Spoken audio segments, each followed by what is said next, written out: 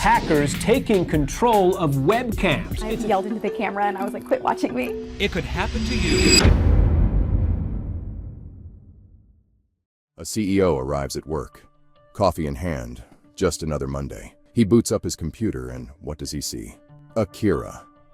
In that moment, the entire company grinds to a halt. Every file, every system had been locked up, become worthless. Welcome to the Hacker Gallery. I'm the operator, and today we're diving into the Akira ransomware gang. March 2023. That's when Akira ransomware was born. No warning shots, no testing the waters. They arrived ready to fight, and they were damn good at it. Their playbook, brutally simple, yet devastatingly effective. They'd break into corporate networks, lock up critical files by encrypting them with the .Akira extension, and then steal sensitive data before demanding payment. This is what we call double extortion, not just holding your files hostage, but threatening to leak or sell it if you don't pay up. What made Akira particularly troubling was that they weren't interested in small heists.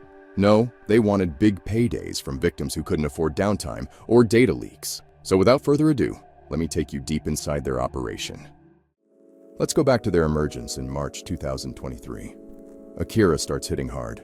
Let me walk you through how these attacks unfolded. The first thing Akira does when it breaches a network, it goes straight for your safety net.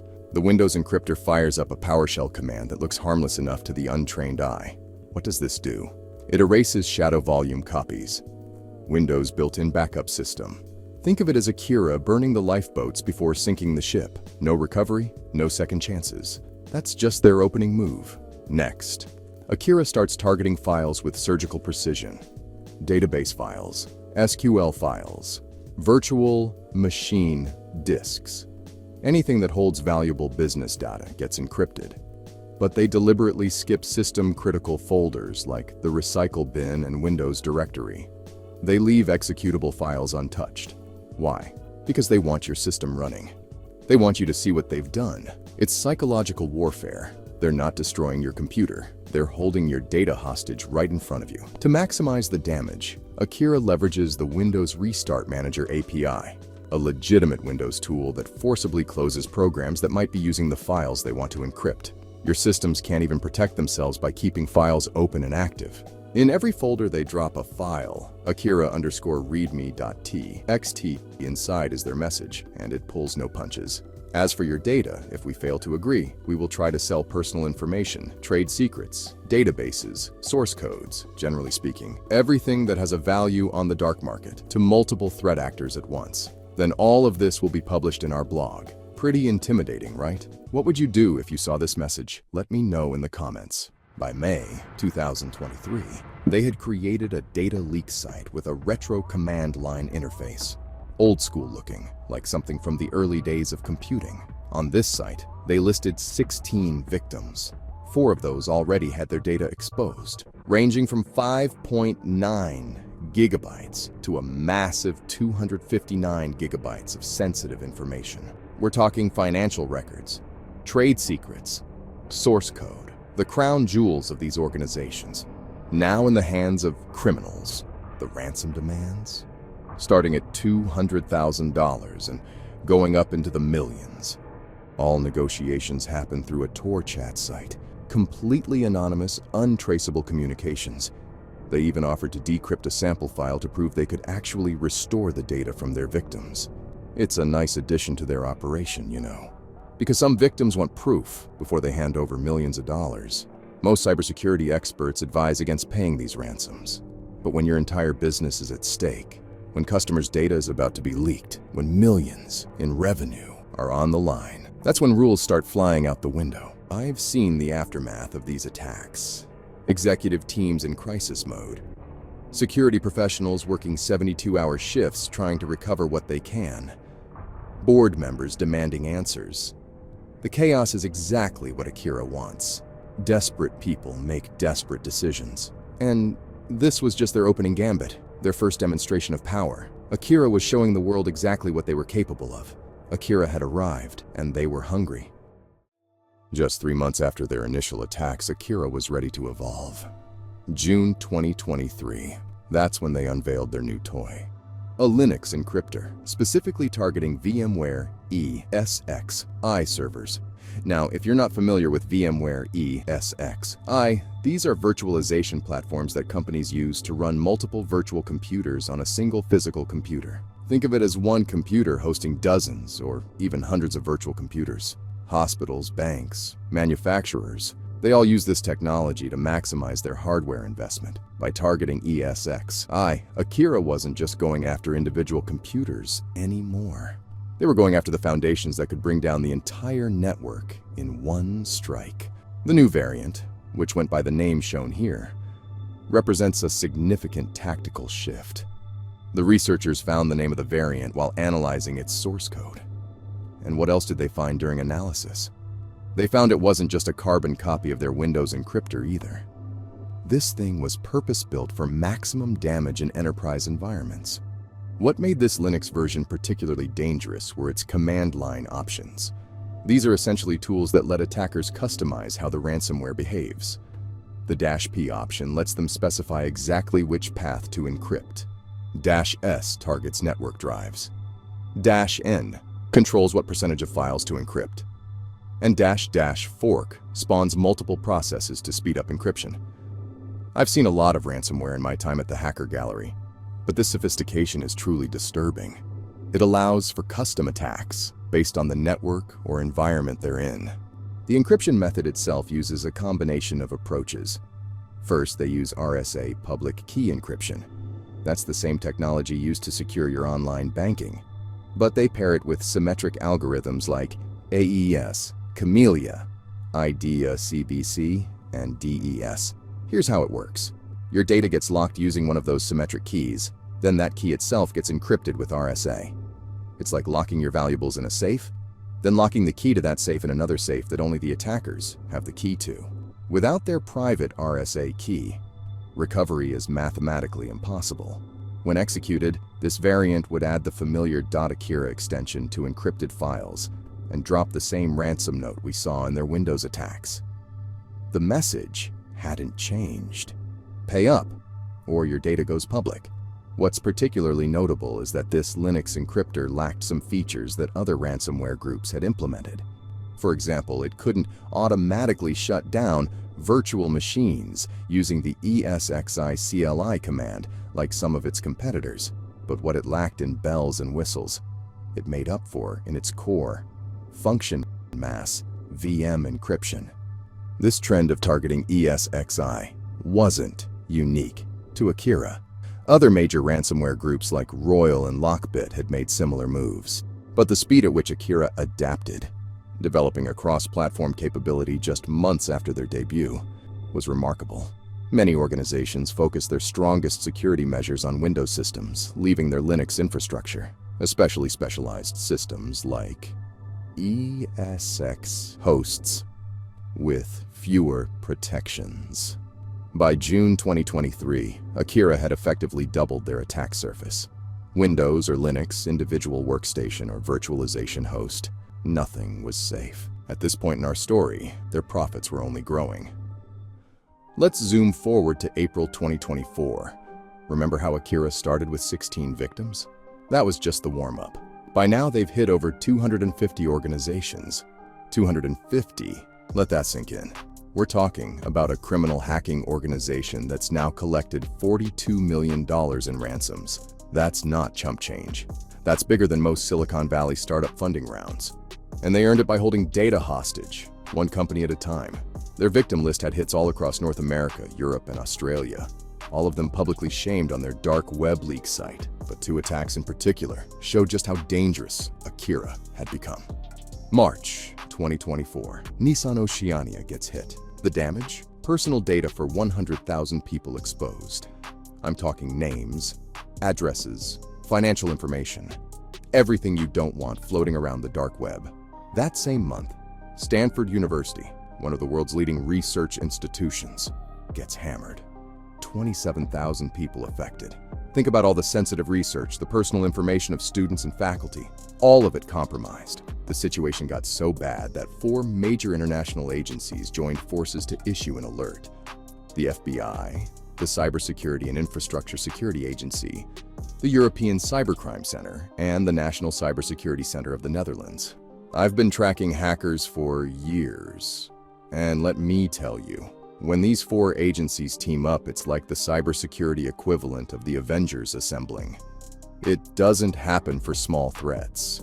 The advisory contained technical details like IOCs, indicators of compromise.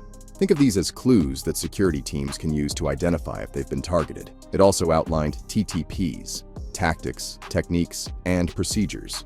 Essentially, Akira's playbook, based on FBI investigations up through February 2024.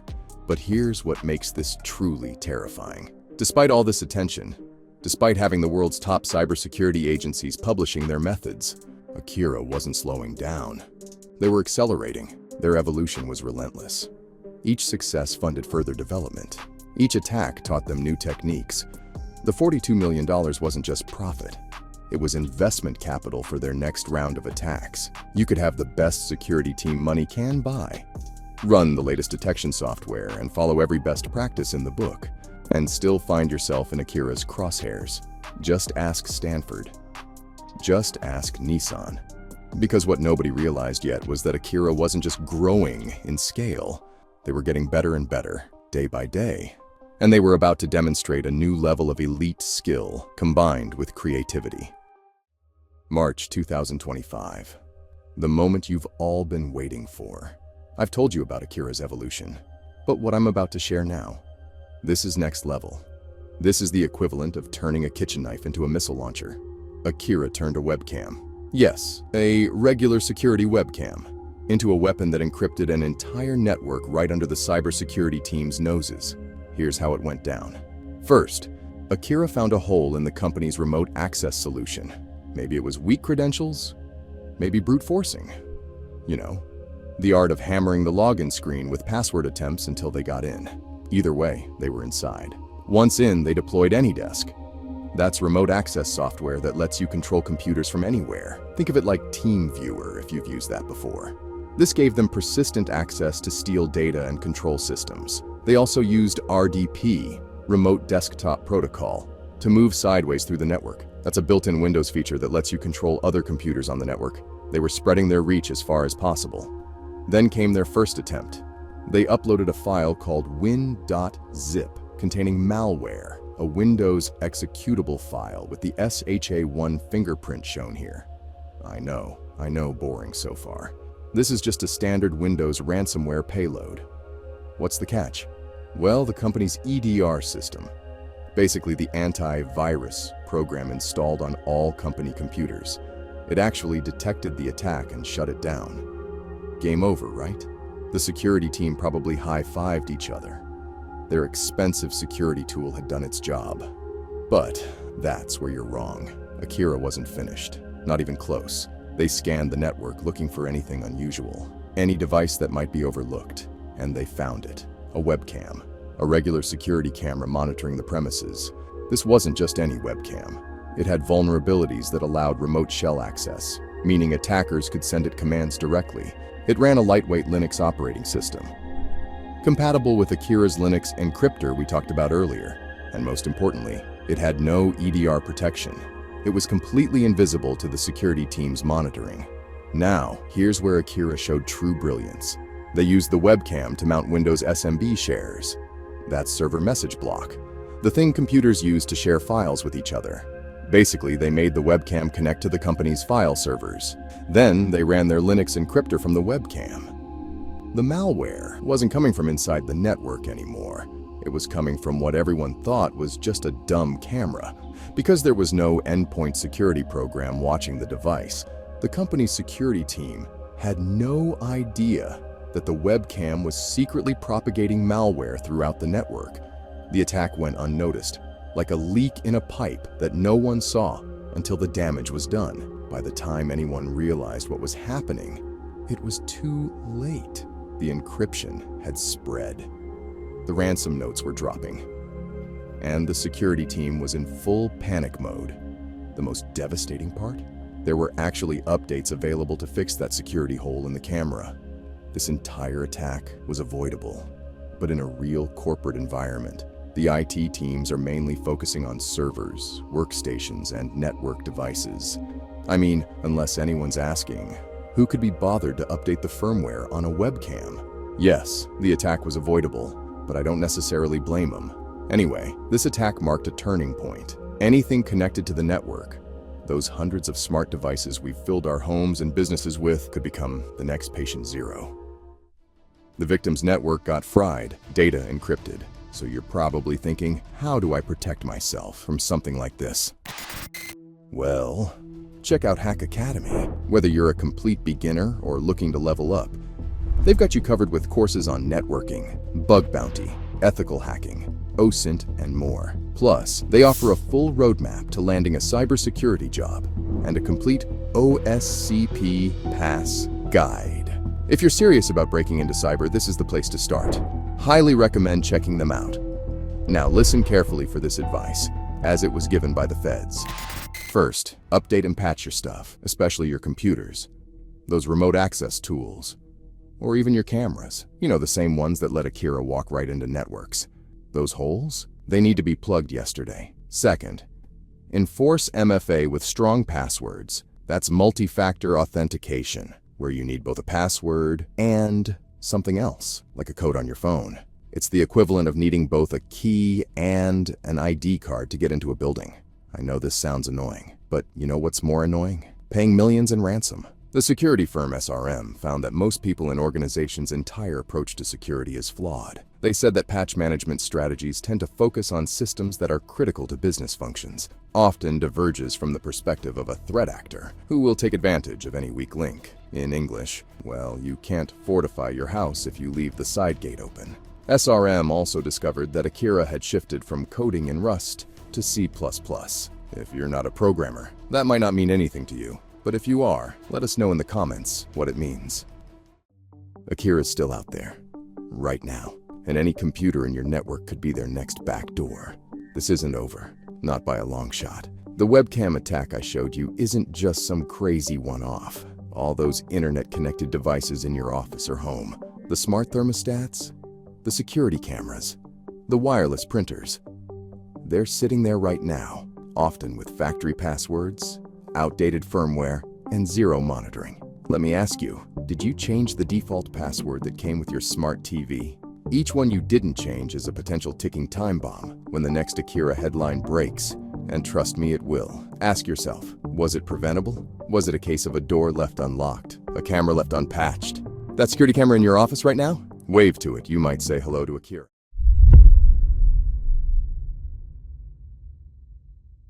Super Bowl weekend, 2022. While the Los Angeles Rams prepared to face the Cincinnati Bengals, there was another team that was making their move. This mysterious team was targeting the San Francisco 49ers. But this team was different. This was BlackByte, and they were about to pull off one of the biggest cyber attacks in NFL history. I've seen a lot of ransomware crews come and go, but to understand how we got here, we need to go back to October 2021. That's when BlackByte first emerged in the Cybercrime League. And let me tell you, they came ready to play. BlackByte wasn't just another ransomware operation. They were pioneers, targeting an industry that never saw them coming. The sports world was about to learn a harsh lesson about cybersecurity. And the 49ers? They were just the beginning. Let me break down what happened next. BlackByte hit the 49ers corporate network hard, snatching 292 megabytes of data, mostly invoices from 2020. Now, that might not sound like much in today's world of terabyte drives, but think about how much sensitive information fits in 292 megs of spreadsheets and documents. The 49ers had done something smart. Something I've seen save organizations time and time again. They'd separated their internal networks well. Corporate systems stood apart from stadium operations, and ticket holder data was isolated in its own secure zone. You want to know why this matters? When BlackByte breached the corporate network, they hit a wall trying to reach the stadium systems. They couldn't touch the ticket operations. They couldn't mess with game day systems. This is what we call network segmentation. And that day, it proved as effective as a goal line stand. The 49ers' response was textbook perfect. They spotted the breach, called in cybersecurity specialists, notified law enforcement, and contained the incident fast. While their corporate network took some hits, the critical systems, The ones that could have disrupted the fan experience or compromised customer data stayed safe. And let me tell you something, this was just the beginning. BlackByte had gotten a taste of the sports industry, and they'd learned something crucial. Timing isn't just everything in football, it's everything in cybercrime too. Imagine a virus written in C# and Go, two powerful programming languages. It's like bringing both a quarterback and a running back to the game. Well, that's BlackByte's playbook. It's a piece of ransomware, and it's pretty sophisticated. They'd slip into corporate networks and download what looked like a harmless image file called forest.png. But that image wasn't just carrying pixels. It was carrying an AES encryption key. When BlackByte hits a system, it's not just encrypting a few files. We're talking over 1,000 different file types. Everything from spreadsheets to databases gets locked down tight. They'll even try to disable Microsoft Defender. Imagine taking out the defensive line before the play even starts. That's what this malware did. Like any rookie team, BlackByte made mistakes. Their biggest? Reusing the same encryption key across multiple attacks. See, when you're running ransomware operations, that's like locking everyone out of their house, but using the same key for every house on the block. It doesn't necessarily mean anything, though. Just so long as no one gets a copy of the key. Security researchers at TrustWave caught on quick. They noticed that BlackByte was using the same forest.png file, which contained their encryption key throughout their attacks. It didn't take long for them to create a free decryption tool. Game over, right? I mean, any of their previous victims could now download the decryptor and unlock all their files for free. But instead of going back to the drawing board, BlackByte went on the offensive. They sent out a warning to their previous victims. Don't use that decryption tool. You might break your entire system. I've seen a lot of ransomware groups in my time, but this kind of direct threat, that was new. Then something changed. BlackByte evolved. BlackByte started targeting Microsoft Exchange servers using what we call the proxy shell vulnerabilities. Now, stay with me here. It gets a little technical. Proxy shell isn't just one weakness. It's 3 vulnerabilities chained together, letting attackers get into a server without even needing a password. First, they'd slip a malicious web shell into a draft email. Think of it like hiding a lockpick in their email. Then, they'd use Microsoft's own tools against it, moving through networks like they owned the place. But the real crazy part? They'd disable Windows Defender, wipe out the task manager, even remove specialized ransomware protection tools. It was like watching a Street Fighter transform into a ninja. What really caught my attention was their use of something called Cobalt Strike, a powerful tool typically used by professional security testers. They weren't just encrypting files anymore. They were setting up command posts inside networks, creating multiple ways in and out, moving laterally through systems like water finding every crack. By early 2022, BlackByte wasn't just another ransomware group. They'd learned from their mistakes, adapted their strategy, and set their sights on bigger targets. The sports industry, once relatively untouched by cyber criminals, was starting to attract attention. Let me take you deeper into the world of these underground hacking groups. You might be surprised at some of the victims. In February 2022, 1 year after the Super Bowl attack, a company called Mizuno launched their most anticipated golf irons of the year, the Pro 221, 223, and 225 series. Golf enthusiasts worldwide have been waiting months for this release. Pre-orders are flowing in, and the excitement is building. Then, BlackByte makes their move. Just 24 hours after the launch, they hit Mizuno USA's corporate network. And let me tell you, their timing wasn't just good, it was perfect. Like a golfer watching the weather forecast, they knew exactly when to strike. First, the phone systems went down. Then the order processing system crashed. Shipping labels couldn't be printed. They also took down Mizuno's Direct Connect platform, the B2B website that retailers use to order inventory. You see, in modern business, everything's connected. When BlackByte hit these systems, they didn't just stop Mizuno from selling golf clubs. They froze the entire supply chain. Retailers couldn't place orders. Mizuno couldn't process existing orders. They couldn't even print shipping labels to send out the pre-orders they already had. The message at the top of Mizuno's website told the story. Mizuno is currently experiencing system outages. Order delays may occur. That's corporate talk for we're completely screwed. What started as a week-long outage stretched into a month of delays. Think about that. An entire month where one of the biggest names in golf couldn't properly ship their newest product. Just when Mizuno thought they'd seen the worst of it, a new player entered the game. Fast forward to August 2024, 2 years after their notorious golf club launch attack. While Mizuno's employees went about their daily business, Beyond Lian was already inside their networks. But unlike BlackByte's smash-and-grab approach, these guys played the long game.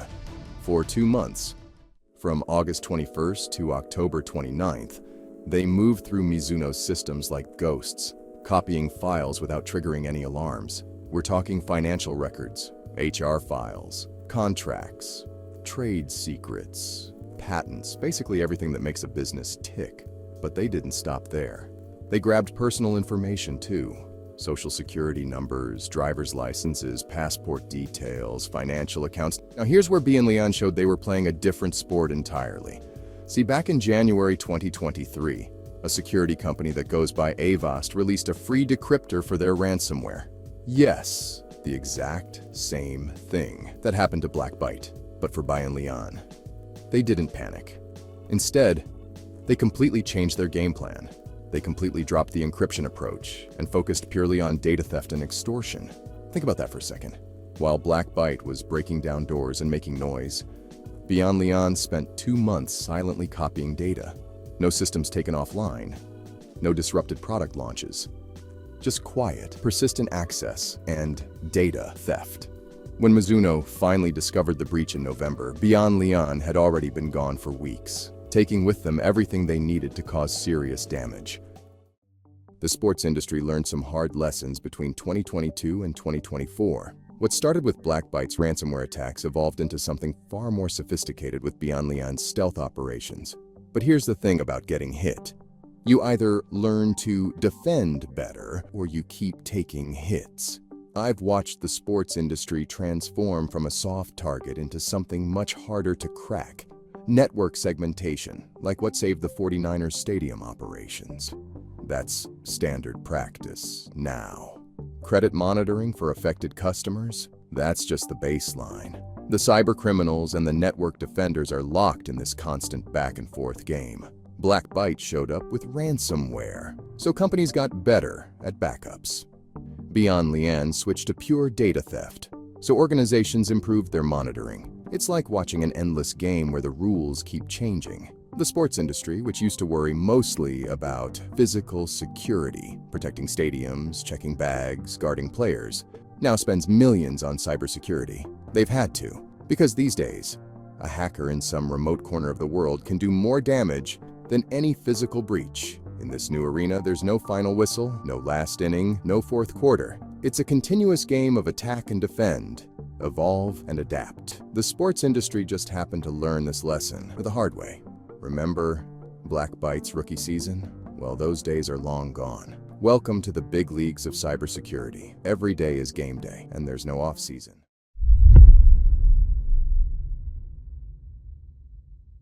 Knock, knock. Who's there? Sarcoma. Sarcoma who? Sarcoma nuts. Okay, that was a bad joke, but that's the name of this new hacking group I'm gonna show you. In October 2024, a new player emerged on the cybercriminal markets. They called themselves Sarcoma. And what happened next shocked even veteran security researchers like myself. In just their first month of operations, this group hit 36 different organizations. That's more than one attack per day. By the end of October, they'd already claimed the spot as the third most active ransomware group globally. Think about that. A nobody suddenly became a top-tier threat in 30 days. While we still don't know exactly who's behind Sarcoma, security researchers have traced their activities back to Eastern Europe. By November 2024, cybersecurity firm Cybercrime was already raising red flags about their aggressive tactics and increasing victim count. A month later, Dragos, one of the most respected names in industrial cybersecurity, listed them among the most dangerous emerging threats to industrial organizations worldwide. The speed of Sarcoma's rise tells us something important about modern cybercrime. Grab something to eat and sit back, because this story, it's just getting started. Now, I've tracked countless cybercrime groups over the years, but this is what makes Sarcoma special. They're running what we call a double extortion model. First, they encrypt all your data, holding it hostage. But before they encrypt anything, they steal copies of your most sensitive information. Don't pay up? That data goes public on their dark web leak site. These dark web leak sites, they're like the equivalent of a hostage video. The ransomware groups run them on the dark web, where they're harder to take down. They post proof of their attacks, sample files, and a countdown timer, all designed to maximize pressure on their victims. Let's start with their most common attack method, phishing. Sarcoma's phishing game is next level. They craft emails that look real. I'm talking about messages that could fool even experienced computer users. One simple mistake of clicking on their malicious links or attachments, and they're in your system. Sarcoma doesn't just go after individual companies. They target entire supply chains. Think about it. Why hack one company when you can compromise their supplier and get access to all their customers? This is what we call a supply chain attack. And Sarcoma has made it their specialty. Their third method might be the most concerning. They're constantly scanning for unpatched vulnerabilities, those weak spots in networks and servers that haven't been fixed yet. What makes this approach so effective is how they mix and match these methods. They might start with a phishing email to get initial access, exploit an unpatched vulnerability to move deeper into the system, and then use that position to attack other companies in the supply chain. On January 30th, 2025, Sarcoma struck their biggest target yet. Let me tell you why this attack was so bad. The target was Unimicron. And if you're holding any electronic device right now, there's a good chance it contains their components. They're one of the world's largest manufacturers of printed circuit boards, PCBs for short. These are the backbone of every electronic device you own. Your phone, your laptop, your smart TV. They all need PCBs to function. Unimicron isn't just any manufacturer. They've got major operations spanning 4 countries: Taiwan, China, Germany, and Japan. When you hit a company like this, you're not just attacking one business. The situation got even worse when we discovered the scale of the breach. Sarcoma didn't just break in. They made off with 377 gigabytes of data. I'm talking SQL databases and internal documents. SQL databases typically contain everything from customer information to manufacturing specifications. To prove they meant business, Sarcoma published samples of the stolen files online to show anyone doubting their heist. On February 11th, Sarcoma dropped their bomb. The threat read clearly on the front of their darknet website: pay up within 1 week, or 377 gigabytes of Unimicron's most sensitive data goes public. When a PCB manufacturer gets compromised, it's not just their problem, it ripples through the entire tech industry. Think of all the companies using them. The amount of pressure that companies like Unimicron face when held at ransom would be unimaginable. Unimicron immediately called in for backup. They called up an external cybersecurity company that focused on incident response. Let me walk you through what happens when cybersecurity warriors get to work. First up is what we call the analysis phase. Think of it as CSI for computers, but way more intense. These forensic teams dug through every system, every log, every fingerprint. They looked intensively for how Sarcoma got in, what they touched, and, most importantly, how to kick them out. Sarcoma's pattern of attacks was painting a bigger picture. These weren't random attacks. Their victim statistics tell the real story. Manufacturing companies like Unimicron make up 20.71% of all Sarcoma's victims. Why? Because they know attacking these operations creates a cascade effect. 54.29% of their targets were in the US. Canada took 7.14% of the hits. In Europe, they hit Spain at 5%, while France and Germany each saw 2.86% of the attacks. Sarcoma wasn't just some random group throwing punches in the dark. They were strategically targeting industrial companies across the world's major economies. While Unimicron was dealing with this nightmare, Sarcoma was pulling the exact same move on SunTrust properties. Same playbook, different target, but this time with a massive 1 terabyte data theft. Says a lot, huh? So, what exactly is the point of this story, you ask? Well, the ransomware landscape is transforming. In just 1 year, 23 new ransomware groups emerged. We're talking players like APT73, Cicada 3301, and Dark Vault. Sarcoma climbed to 3rd place in the rankings, right behind Ransom Hub and Play, with 36 confirmed attacks. The #1 PCB company in the world, Unimicron, learned the hard way. But it's not all doom and gloom. There's ways to prevent these attacks from happening. Make sure your remote desktop solution is locked down properly and you have multi-factor authentication. Second, watch your supply chain like a hawk. Third, prevent lateral movement. Once these guys get in, they spread through your network like wildfire. That's why separating your network into parts is crucial. It's called network segmentation. Think of it as installing airlocks throughout your home. Ransomware groups like Sarcoma are becoming more sophisticated, more strategic, and more devastating by the day. But just know even Sarcoma isn't special. They're just the group I'm telling you about today. Right now, as I'm speaking, hundreds of new ransomware groups are forming, while others are changing names or merging. This underground criminal city never sleeps. I'm the operator, and this has been the story of Sarcoma.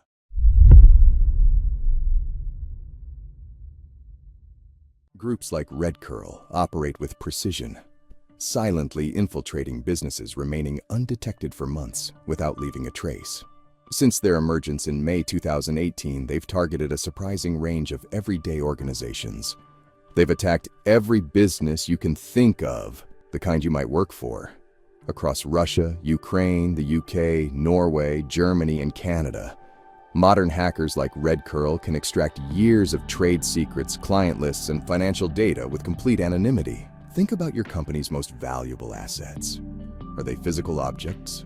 Or are they the documents stored on your servers, the intellectual property in your databases, the confidential emails? This is where their story really begins. It's May 2018, and a finance executive in London opens what looks like a standard HR email about annual bonuses. The company logo is there.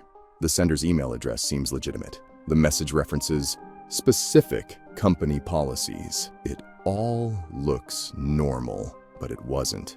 Not even close. That single click launched Redcurl's first known attack campaign. And man, was it nuts. Let me show you how these attacks worked. Redcurl mastered what we call spear phishing. It's not the random mass emails from Nigerians. This is precision targeting. They researched specific companies, crafted emails that mimicked their internal HR communications, complete with correct logos and domain names, and sent them to carefully selected employees. The attackers hosted their malicious files on legitimate cloud services like Dropbox and CloudMe. When victims clicked those links, they'd download what's called Redcurl Dropper, a piece of custom malware designed to establish the initial foothold. Once inside, they deployed a modified version of a tool called Lasagna. It's basically a password stealer that can extract credentials from browsers and system memory. I know this sounds technical, but just listen.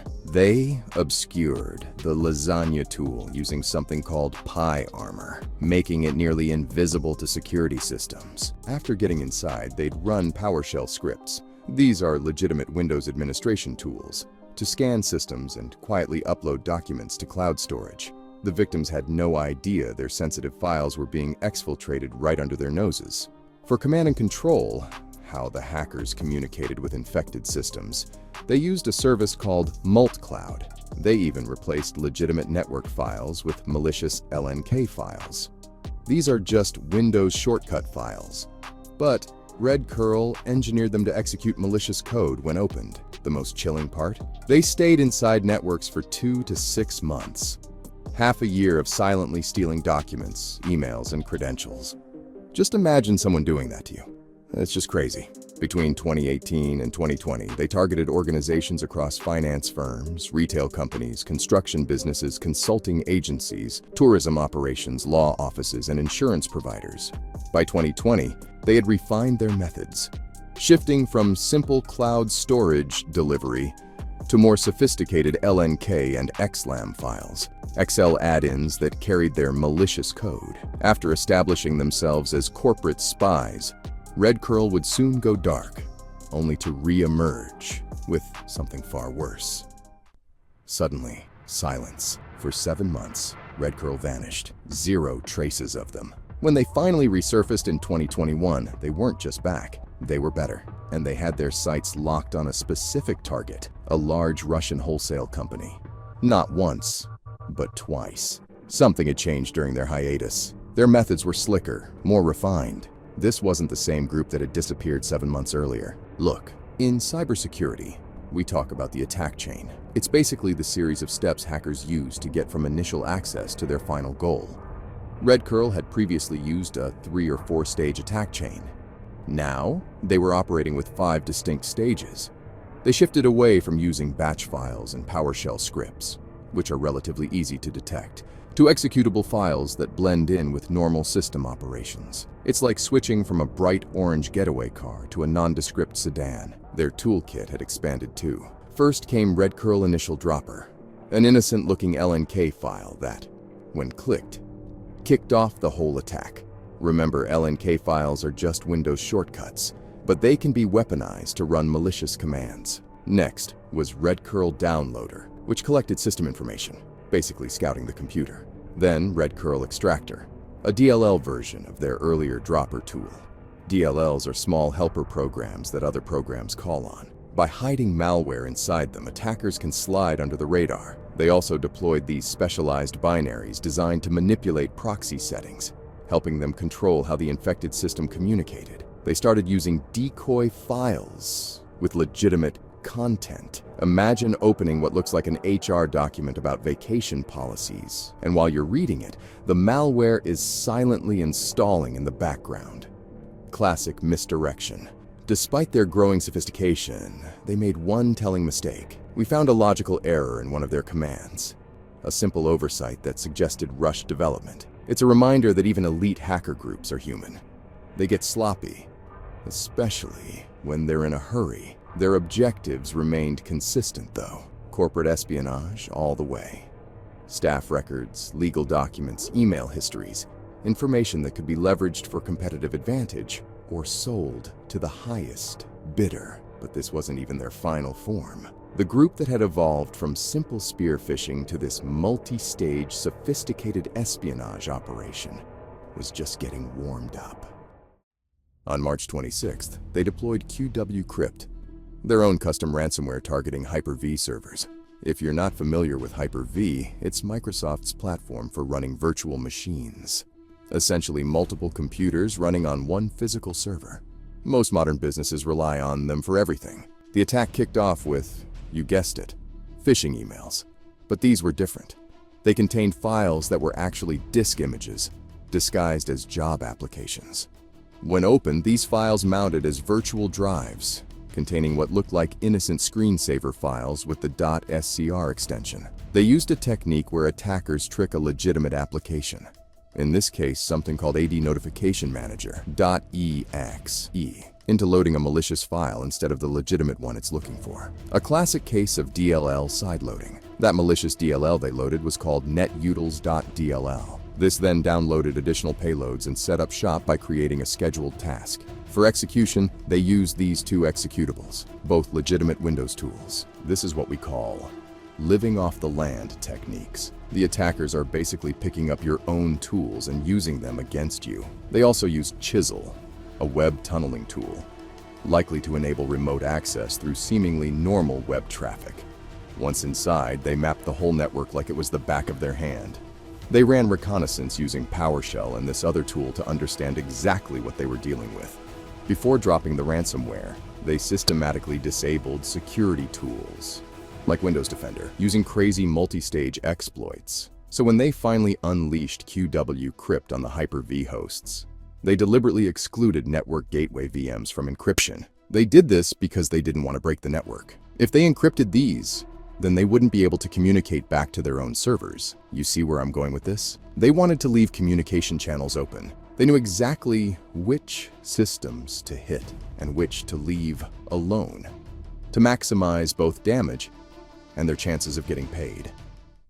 Pretend you're the IT manager. You walk into work on what seems like a normal Wednesday. Then your phone starts ringing. Then it doesn't stop. Systems are locking up across the entire company. Files are inaccessible. Operations are grinding to a halt. And on every screen, a ransom note with a title that hits like a punch to the gut. This was QW-Crypt's ransomware note. The ransom note itself was an odd mix, containing text borrowed from other ransomware groups like Lockbit, Hardbit, and Mimic. It demanded payment for file recovery and threatened all the usual consequences. This was the moment Redcurl showed the world exactly what they could do. The ransomware itself was built in Go, a programming language that creates fast, efficient code. They compressed it using something called UPX packing, which both shrinks the file size and helps it slip past security tools. For encryption, they used this method shown on screen.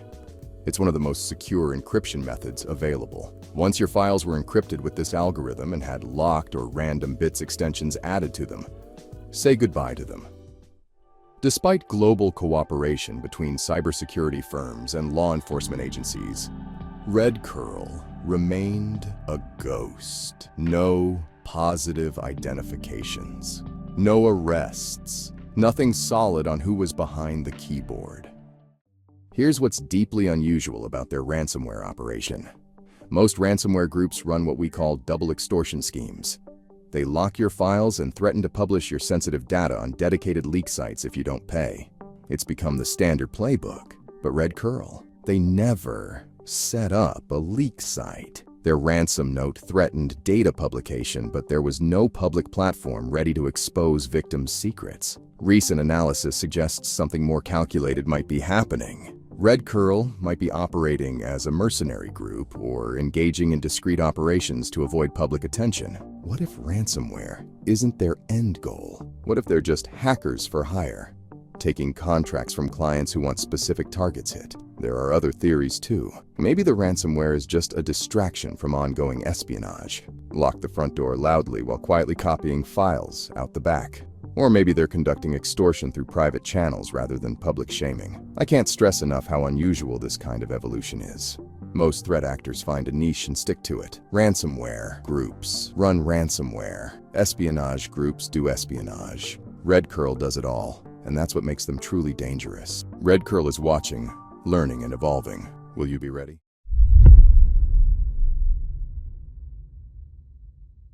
They call themselves SandWorm, a crew of Russian state-sponsored hackers who've been hitting critical targets since at least 2021.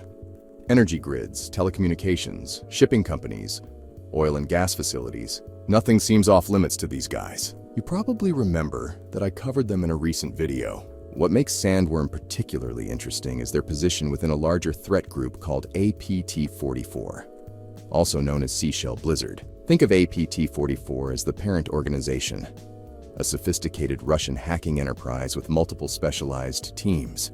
SandWorm doesn't just strike and disappear. They play the long game. Their operation, codenamed BadPilot, isn't about quick attacks.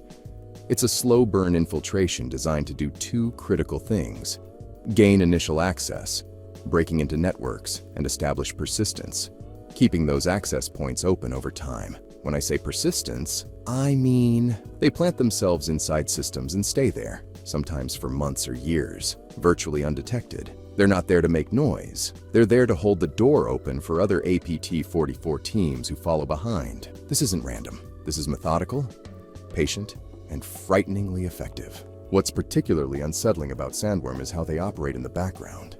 While an organization thinks their systems are secure, these hackers are already inside, mapping networks, gathering credentials, setting up backdoors, all while regular business continues around them. The story I'm about to tell you spans continents, with attacks growing more sophisticated and damaging over time. It's a glimpse into the future of warfare that most people never see. As the world watched the invasion of Ukraine, SandWorm was already inside. In June 2022, Ukrainian journalists started receiving emails with an innocent-sounding subject line: list of links to interactive maps. Inside was a simple Word document that seemed to contain information about the ongoing conflict. But this was no ordinary file.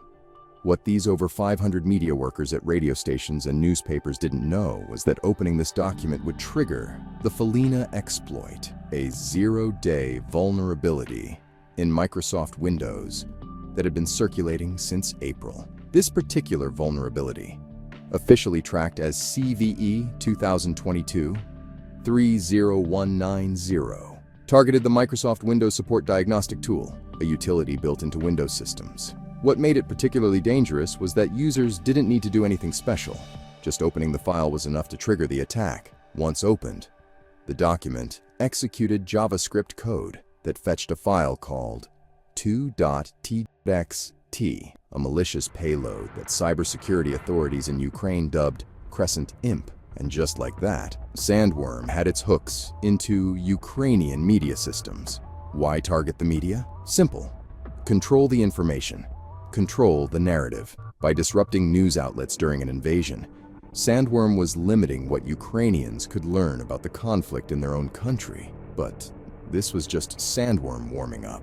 4 months later, in October 2022, they pulled off something far more serious. And the timing was no coincidence. On October 10th, as Russian missiles rained down on Ukrainian cities, something else happened. The power went out. What looked like ordinary wartime infrastructure damage was actually something more sinister. SandWorm had infiltrated Ukraine's power distribution systems, but they didn't just show up that day. They'd been inside the network for months. Back in June 2022, they planted what's called a web shell on a public-facing server. Think of a web shell as a backdoor that lets hackers send commands to a server through a web browser.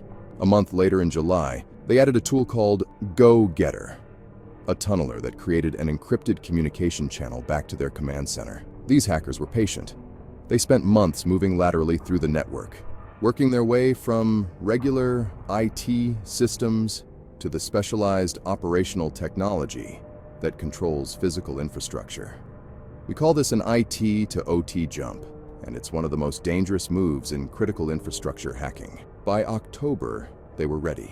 They deployed an ISO file, essentially a digital copy of a CD, onto a computer running something called microSCADA. This is the software that directly controls power substations. Here's where it gets clever. The ISO contained several files, including a script shown here, that launched another file, which then ran a legitimate utility, a tool that normally helps manage the power systems. But SandWorm fed this legitimate tool malicious commands from a file called s1.txt, essentially telling the power systems to shut down. This technique, using legitimate tools already on the system, is called living off the land.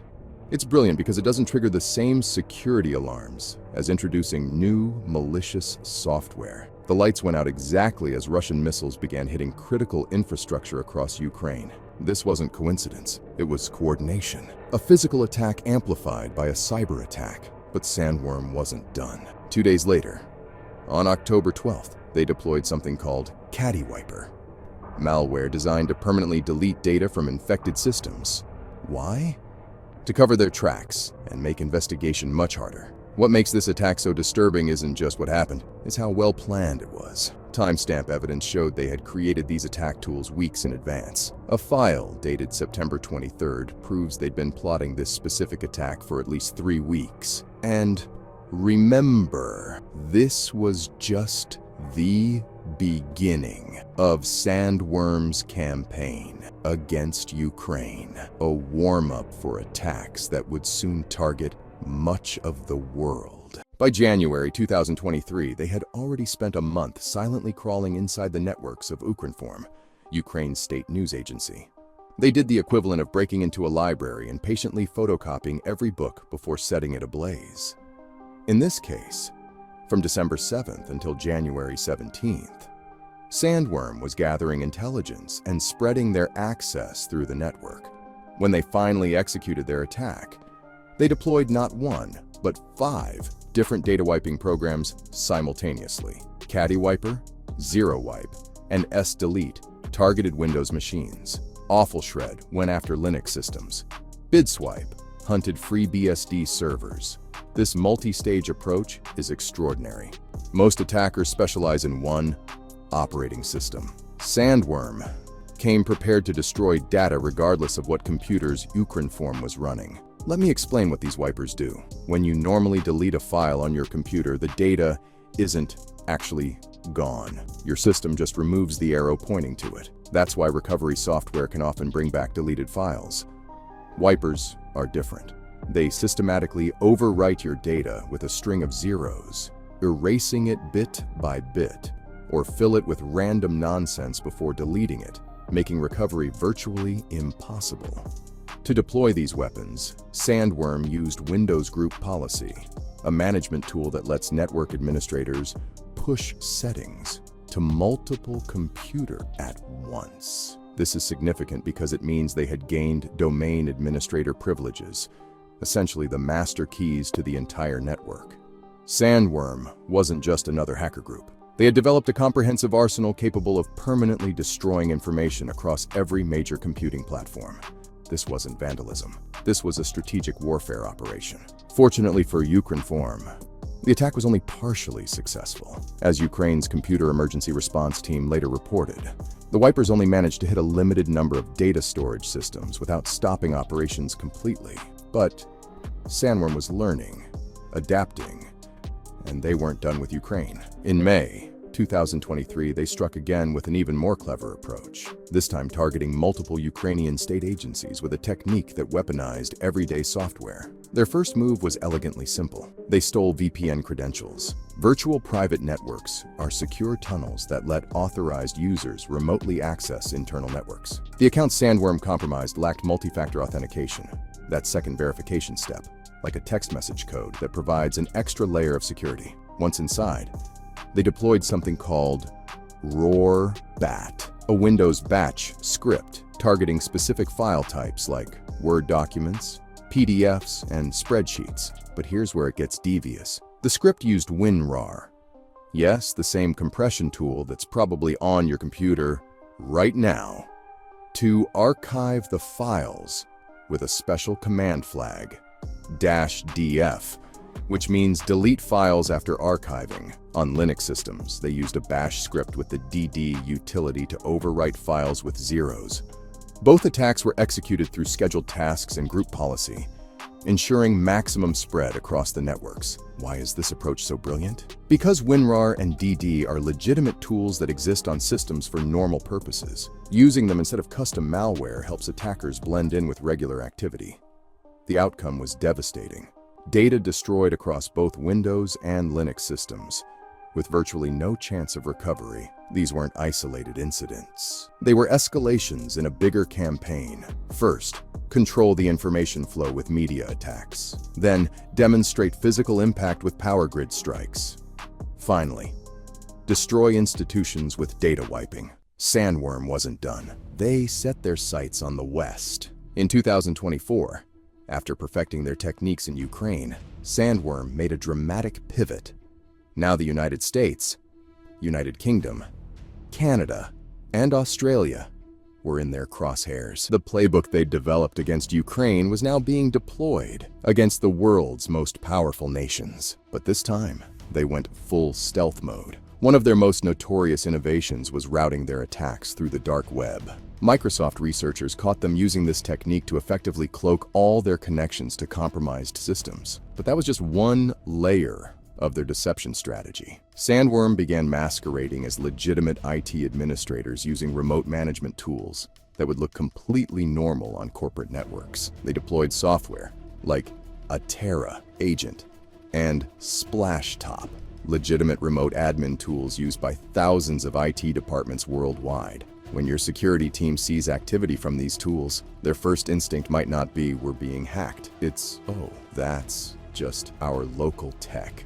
For maintaining access to compromised systems, they created a custom web shell called Local Olive. Their custom creation gave them persistent access to systems even if other entry points were discovered and closed. Their credential theft game stepped up too. They used a legitimate tool called ProcDump, a Microsoft sysinternals utility designed to capture process memory dumps, along with registry modifications to extract passwords and login credentials from compromised systems. Once inside, they used an array of tools to quietly extract data: rclone for file synchronization, Chisel for tunneling, and Plink for SSH connections. These created covert pathways for data to flow out of targeted organizations without triggering security alarms. What's particularly frightening is how they modified core network components, altering DNS settings, creating new services, setting up scheduled tasks, and installing secure backdoors. These changes gave them multiple ways back into systems, even if one access method was discovered.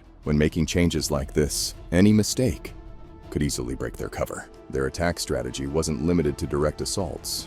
In a classic supply chain approach, they compromised IT service providers in Europe and Ukraine, gaining access to potentially hundreds of downstream clients through a single breach.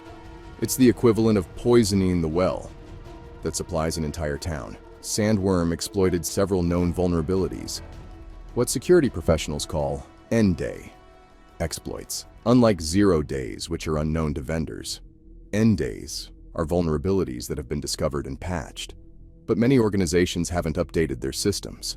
The vulnerabilities they targeted included these 3 shown here, and several others across various platforms.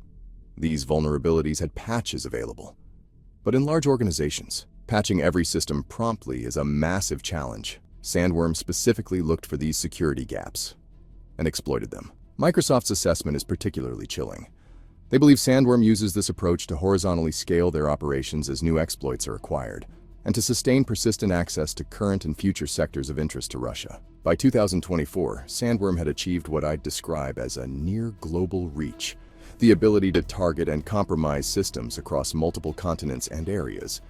Many of these compromises may still be active, with SandWorm operators silently observing, collecting data, and waiting for the right moment to strike. They are sleeper agents, embedded in some of the world's most sensitive networks. As SandWorm expanded their reach, Microsoft's threat intelligence teams tracked SandWorm's movements, analyzed their tools, and shared detailed assessments with the world. In Ukraine, the Computer Emergency Response Team was in full crisis mode. They issued urgent alerts about the Felina exploit targeting media organizations.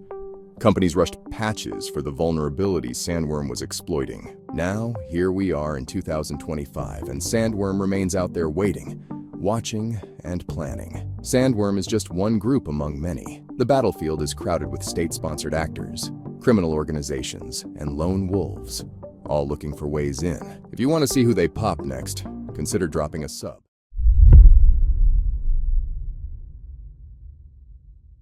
You're scrolling through YouTube, and there it is. A live stream from Simple, your favorite Counter-Strike 2 player, but something feels off. Welcome to the Hacker Gallery. I'm the operator, and today I'm taking you inside one of the evilest but coolest scams targeting gamers I've seen in a while. Counter-Strike 2. An FPS game where weapons and skins aren't just pixels, but possessions worth real money. With over 1.7 million concurrent players on Steam and multi-million-dollar esports tournaments, it's not just a game. It's ready to be exploited. Picture yourself, a dedicated player. Maybe you've spent years building your inventory. You follow pros like Simple, Nico, and Donk. And there it is, a live stream from Simple, your favorite Counter-Strike 2 player. You see they're streaming during a major tournament. The chat's buzzing with excitement. The stream looks legitimate. The gameplay is smooth, professional level. Then, a giveaway announcement flashes across the screen. Free skins? A chance to double your investment? So you click. Scammers have hijacked YouTube accounts through nefarious hacking, wiped it, and rebranded them to impersonate CS2 pros. These scammers aren't just creating fake accounts from scratch. That would be too obvious. No, they're compromising legitimate channels with established subscribers and credibility to a random new channel claiming to be Simple, 0 subscribers, 0 views, Most people would spot that a mile away. But a channel that's been around for years suddenly changed to look like simple. They keep the same subscriber count. For anyone just scrolling by, they wouldn't know that before they click the live stream. That's how they hook you. The scammers blast channel owners with phishing emails. Your account has been flagged, or confirm your YouTube studio access. Click a link, enter your credentials on what looks like a Google login page, and boom, you've lost your account. Within hours, all the original content vanishes. Every video, every community post, gone. In its place, professional CS2 branding, profile pictures stolen from the real pros, banners that match team aesthetics like Navi Esports. The transformation is complete. But what appears on screen next? Those QR codes? Those exciting giveaway links? They're the gateway to something far more sinister than the initial YouTube account takeover. The scammers have laid their groundwork. The bait is set, and thousands of gamers are about to learn a very expensive lesson. A QR code flashes on screen. Exclusive skin giveaway for stream viewers. Or maybe double your Bitcoin. Special event. These QR codes and links lead to professionally designed websites with domains like these ones. They look legit. Slick graphics, team logos, countdowns ticking away. Limited time offer. Claim your reward now. You click that link thinking you're getting free skins. Instead, you're walking straight into one of the most deceptive phishing techniques in cybersecurity in 2025. Something called a browser-in-the-browser attack. I'm going to explain this, so listen carefully. When you click to claim your reward, a pop-up appears asking you to log in with your Steam account. The URL looks right. The login page is perfect. But here's the thing. It's not actually a real browser window. It's a fake window created with HTML, CSS, and JavaScript, floating inside your actual browser. Hence the name browser in the browser. The genius of this attack is that it mimics everything about a legitimate login screen. The address bar shows the real Steam website. The lock icon is there. Everything looks correct, but it's all fake. Nothing more than an illusion. These fake websites are professionally built. They support 27 different languages. The YouTube posts promoting them get hundreds of likes. Again, likely bought or from bot farms to create legitimacy. So when you enter your Steam credentials into the text box, that's when the real heist begins. Within seconds of hitting submit, those credentials are sent directly to the scammers. There's no delay, no processing time. Your Steam account, with all those skins you've collected, some worth thousands of dollars, is compromised instantly. If you're sending cryptocurrency instead, same deal. The transfer is immediate and irreversible. The Bitcoin or Ethereum is gone before you even realize you've been scammed. What's particularly disturbing about this operation is the coordination behind it. All these different phishing domains from before, they all point to the same IP address. This means the person running the operation controls all of these separate scam CS2 websites. It's clear. We're dealing with an organized and advanced criminal network. The stolen Steam accounts, they don't just sit idle. They're quickly stripped of valuable items and listed on gray markets like player auctions, where high-value accounts can sell for tens of thousands of dollars. Rare skins, limited edition items, all liquidated and converted to real cash. But the hijacked channels? That's just the foundation. The real genius is in the timing. These fake streams don't launch randomly. They're calculated, strategically deployed during major tournaments like IEM Katowice 2025 or PGL Cluj-Napoca 2025. Why? Because that's when the CS2 community is most active, most engaged, and most vulnerable. Pretend it's the semifinals of a major tournament. Everyone's online, following their favorite players. Suddenly a notification. Simple is live. Special announcement and giveaway. The real Simple is competing at that very moment. But wait, how? It must be a special stream? What you're seeing isn't live at all. It's pre-recorded gameplay footage running on a loop through standard streaming software. The scammers add dynamic overlays, fake chat interactions, countdown timers, giveaway announcements, all designed to create the illusion of a real-time stream. I've studied these operations. The technical execution is flawless. They'll even time loop transitions to match map changes or round breaks, making detection nearly impossible for casual viewers. Some even include voice clips from previous interviews, spliced together to sound like the pro is speaking live. During these major events, a single fake stream can pull in 10,000 plus viewers. Some viewers are bought to boost the live stream's ranking. But regardless, that's still thousands of potential victims who trust what they're seeing because it looks legitimate. At the height of IEM Katowice 2025, the scam explodes. Day 3 of the tournament. The brackets are narrowing. The stakes are high. The real Simple is on stage competing for $1 million prize pool. But on YouTube, the chat is exploding. Fans are hyped. OMG, Simple is streaming during the tournament. He's giving away his tournament skins. The excitement is contagious, pulling in viewers by the minute. The counter keeps climbing. I've tracked their numbers. In those 48 hours, these fake streams pulled in over 50,000 unique viewers across multiple hijacked channels. The conversion rate, people who clicked those phishing links, was astronomical. That's when it happened. Prominent CS2 content creators and other CS2 whales, specifically anyone with Steam accounts valued between $100,000 and $300,000. Some of them fall for the scam. Their account is drained within minutes. Rare knives, gloves, UP skins they've collected since 2014. All gone in an instant. Significant losses of skins and cryptocurrency reported. Dozens of high-value accounts were compromised simultaneously. CS2 has a $4.3 billion skin market. And the scammers just got their slice. As these fake streams reached their peak, security accounts like Warden Secure started posting warnings on X. By the time the tournament ended, the damage was done. Account recovery tickets were flooding Steam support. So, what is the best defense against browser and the browser attacks right now? Drag that pop-up window. Try to move it outside your browser's borders. If it stays confined within your browser window, it's fake. Real pop-ups can move anywhere on your screen. Fake HTML windows can't escape their container. That simple drag test has saved me many times. Here are some real, actionable strategies to protect yourself. Verify every account or live stream.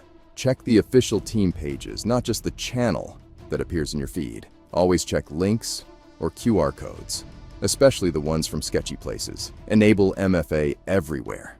On Steam, their Steam Guard is your first line of defense, requiring a unique code from your mobile device for any login attempt. The moral of the story isn't about CS2. It's not even just a gaming problem. The techniques we've seen here, browser and the browser attacks, account takeovers, coordinated phishing campaigns, they're being used across industries, against all kinds of targets. Today it's your Steam account. Tomorrow it could be your bank account or your social media.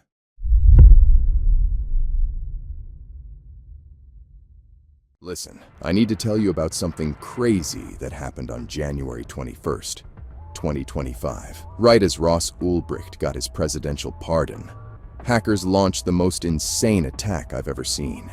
To really get what went down that day, we need to go back to May 2024. That's when this hacking group called TA571 changed the game completely. Look, I've been in cybersecurity for years, and I've seen all kinds of attacks. But this was different. These guys weren't just trying to hack computers. They were hacking people's minds. It started in March 2024. Proofpoint's security team spotted something weird. TA571 was sending out these fake error messages. You know, fake error messages impersonating Google Chrome, Microsoft Word, and OneDrive alerts. You want to know how big this was? In just one campaign, they hit over 100,000 targets. Not individual people, entire organizations. That's like targeting every business in a major city all at once. Here's what makes this so wild. It worked perfectly.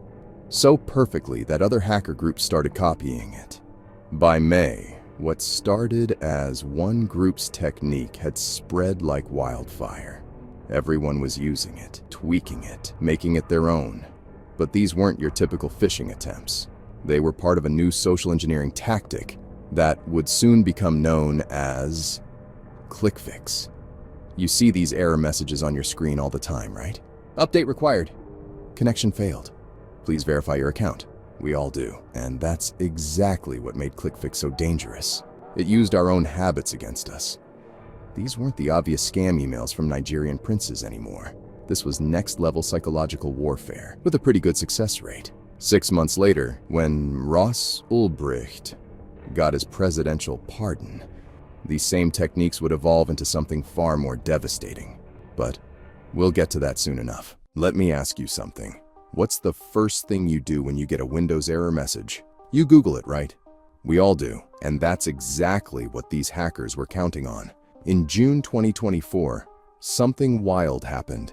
The security team at Tire caught a case that blew my mind. It started simple, just someone searching for help with a Windows update error. You know, one of those annoying error codes you get.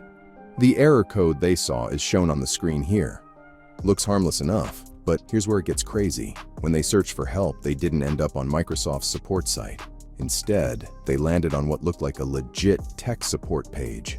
But this site, it was running something called VDAR Stealer, nasty malware that steals your data. The really clever part? These hackers had taken over popular YouTube channels. They filled them with fake tech support videos that pushed people to these malicious websites. Think about it. You're already frustrated with an error. You find a video that seems to help, and boom, you're compromised. The technical stuff behind this attack was next level. They were exploiting a security flaw in BitLocker. That's Windows disk encryption system. Microsoft had actually patched this vulnerability back in January 2024. They called it CVE 2024-20666, but they knew lots of people don't update right away. Once they got in, they used something called PowerShell scripts, basically powerful commands that Windows uses to automate tasks. But here's the sneaky part. They hid these scripts using base64 encoding, making them look like random text. The scripts would copy themselves to your clipboard without you knowing, then make changes to your Windows registry to stick around even after a reboot. I've seen a lot of attacks, but this was different. It wasn't targeting some obscure software vulnerability. It was targeting human behavior, our natural instinct to search for help when something goes wrong. And that's what made it so dangerous. This attack showed exactly how ClickFix was evolving. First, hackers used fake error messages in emails. Now they were hijacking the entire tech support ecosystem. And trust me, if hackers could turn Windows Update errors and YouTube into weapons, you won't believe what they did when they got their hands on social media. By October 2024, ClickFix had evolved into something far more dangerous than fake error messages. The attackers had learned something crucial in a world of remote work. Nothing looks more legitimate than a Google Meet error. Here's what happened. People would get invited to what looked like a Google Meet conference. The domain names were perfect: meet.google.us-join.com and meet.google.web-join.com. I mean, if you're not paying close attention, these look totally legit, right? When users click these links, they'd get a connection error. But here's where it gets wild. The attack worked on both Windows and Mac computers. That's right. For the first time, ClickFix wasn't just targeting Windows users. On Windows machines, they'd hit you with either StealC or Rhadamanthys. These are serious information stealing programs that grab everything from your passwords to your crypto wallets. Mac users? They got something called Amos Stealer, disguised as a normal-looking file called launcher_v194.dmg. But the really crazy part? This wasn't just TIA571 anymore.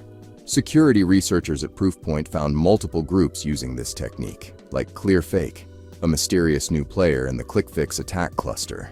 In some cases, the groups seemed to share code and borrow ideas from each other. Think about what this means. In just a few months, we went from one group using fake error messages to an entire underground ecosystem of attackers sharing and improving these techniques. They weren't just copying each other, they were learning from each other, making the attacks better, more convincing. And look at those domain names again. meet.googie.com-join.us. See that? They replaced the L with an I. They know that in a rushed video call, nobody's going to notice that tiny detail. By December 2024, these hackers weren't just going after specific targets anymore. They were going after everyone, and I mean everyone. It started with something we've all seen. Those annoying CAPTCHA verification pages that make you prove you're human. But these weren't normal CAPTCHAs. These were part of something called deception ads. And it was absolutely massive. Here's what they did. They hijacked the Monotag ad network. That's a system that puts ads on websites. But instead of normal ads, they were pushing these fake CAPTCHA pages. And get this, They were hitting over 3,000 different websites, pushing out more than 1 million ad impressions every single day. But the really scary part, the CAPTCHA page had hidden JavaScript code that would secretly copy malicious PowerShell commands to your clipboard without you even knowing. Next, the user is given instructions to paste the CAPTCHA solution into the Windows Run dialog and execute it. This step runs the PowerShell command in the user's clipboard, which downloads LlamaStealer from the hacker's servers onto the victim's device. Think about that for a second. You're just browsing the web. You see what looks like a normal prove you're not a bot test. And boom, there's already malicious code sitting in your clipboard, waiting for you to paste it with instructions. They even built in anti-VM detection using WMI. That's Windows Management Instrumentation. Basically, it could tell if someone was trying to analyze the attack in a virtual machine. The scale of this thing was insane. 3,000 compromised websites, 1 million impressions per day, multiple hacker groups, including ClearFake, all using variations of the same technique. Remember how this all started with simple, fake error messages. Now they were using legitimate ad networks to spread the LlamaStealer, malware that could steal everything from your passwords to your crypto wallets. But nobody was ready for what would happen when Ulbricht got his pardon. January 21st, 2025. The news hit like a bombshell. President Trump had just pardoned Ulbricht, the founder of Silk Road. Within minutes, the social media platform X exploded with reactions. But hidden in that flood of posts was something far more dangerous than anyone realized.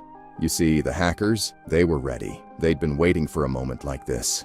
Within hours, verified X accounts that looked exactly like Ulbricht started popping up.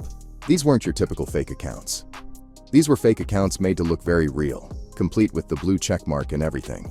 These accounts weren't trying to scam people for crypto or push fake merchandise. They were directing people to Telegram channels. Seems innocent enough, right? Wrong. On Telegram, users got hit with something called Safeguard, supposedly an identity verification system. It looked legit. It felt legit. But it was actually running a Telegram mini app that did something incredibly sneaky. It automatically copied a PowerShell command to your clipboard without you knowing. Think about that for a second. You're just trying to follow breaking news about Ulbricht, and suddenly you're walking through what looks like a normal verification process. Then it tells you to paste a command in your Windows Run dialog. Seems official, right? But that command, it's downloading a file called identityhelper.exe from this web domain shown here. This wasn't just any malware. This was Cobalt Strike, a professional-grade hacking tool. And not only that, it could tell if security researchers were trying to analyze it. And it could hide its true nature from antivirus software. The malware was also signed, meaning it looked legitimate to Windows. It was just over 1 megabyte in size, small enough to avoid suspicion. And once it got in, it could potentially deploy ransomware or steal everything from your passwords to your crypto wallets. VX Underground, a group that tracks malware, caught this variant of ClickFix in action. But by then, countless users had already fallen for it. Think about how far we'd come, from fake error messages in March 2024 to weaponizing breaking news in January 2025. This wasn't just one group anymore. The cyber underground had turned into a twisted version of Silicon Valley with different groups borrowing each other's innovations. Let me tell you about TIA571, the original creators. These guys weren't your typical hackers. They were more like a malware delivery service. Think of them as the dark web's FedEx. They'd send out massive email campaigns, sometimes hundreds of thousands at once, delivering whatever malware their customers wanted. And according to Proofpoint, these infections often led to ransomware attacks. But then something interesting happened. Another group called ClearFake showed up. Nobody knew who they were. Still don't. But they started using similar techniques. Same fake error messages, same PowerShell commands, same clipboard manipulation tricks. But here's the wild part. They weren't working with TIA571. They were completely separate. The technical stuff these groups were using was identical, but their operations, totally different. 571 was all about volume, hitting as many targets as possible. ClearFake was more selective. You know what's really crazy about this? In cybersecurity, Knowing who's attacking you is usually super important. It helps you predict their next move, understand their goals. But with ClickFix, the technique had spread so far, so fast, that attribution barely mattered anymore. Let me show you what we found when we took this thing apart. First up, the information stealers. Llama Stealer was the heavy hitter here. It went after everything, your browser data, your passwords, and especially your crypto wallets. It was hunting for specific files: seed.txt, pass.txt, ledger.txt. Basically anything that could give access to your digital money. Then you had VDAR Stealer, Amos Stealer, and StealC. Each one designed to grab different types of data. But that was just the first layer. These guys also used remote access tools, Cobalt Strike and Net Support Rat.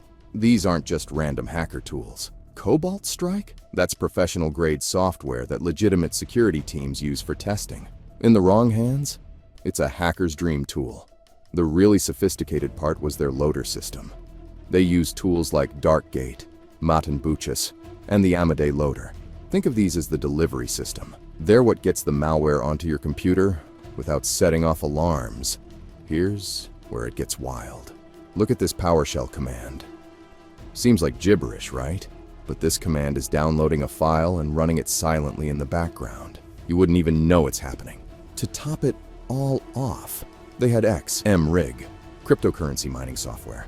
So even if they couldn't steal your crypto, they'd use your computer to mine their own. Every component had a purpose. Every tool had a job. And it all worked together perfectly. Here's what you need to know to protect yourself. First, never, and I mean never, execute anything from your clipboard in PowerShell or the run dialog before knowing what it will do. Second, verify every error message through official channels. Getting a Windows Update error? Go to Microsoft's website directly. Google Meet issues? Check Google's official support pages. Third, use ad blockers and security tools. That deception ads campaign hit 3,000 websites. You're not going to spot every fake ad manually. Fourth, watch your clipboard like a hawk. If you didn't copy something yourself, something's wrong. These attacks are getting sneakier about copying malicious commands without you knowing. Fifth, question every identity verification request, especially during breaking news events. That's when these guys strike hardest. These attackers learned how to predict exactly how we'll react to everything from error messages to breaking news. Just remember, next time you find yourself acting in a sense of urgency on the internet, you may be getting duped.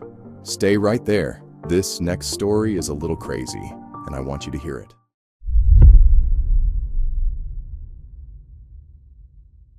Late 2024, Detroit, Charlotte, Milwaukee. A wave of fake parking violation texts began flooding smartphones. The messages looked legit, complete with official logos, urgent demands, and amounts small enough that many would pay without question. Why fight City Hall over $4.35, right? Let me show you what happened in Detroit on December 20th. Citizens received this. This is a notice from the city of Detroit.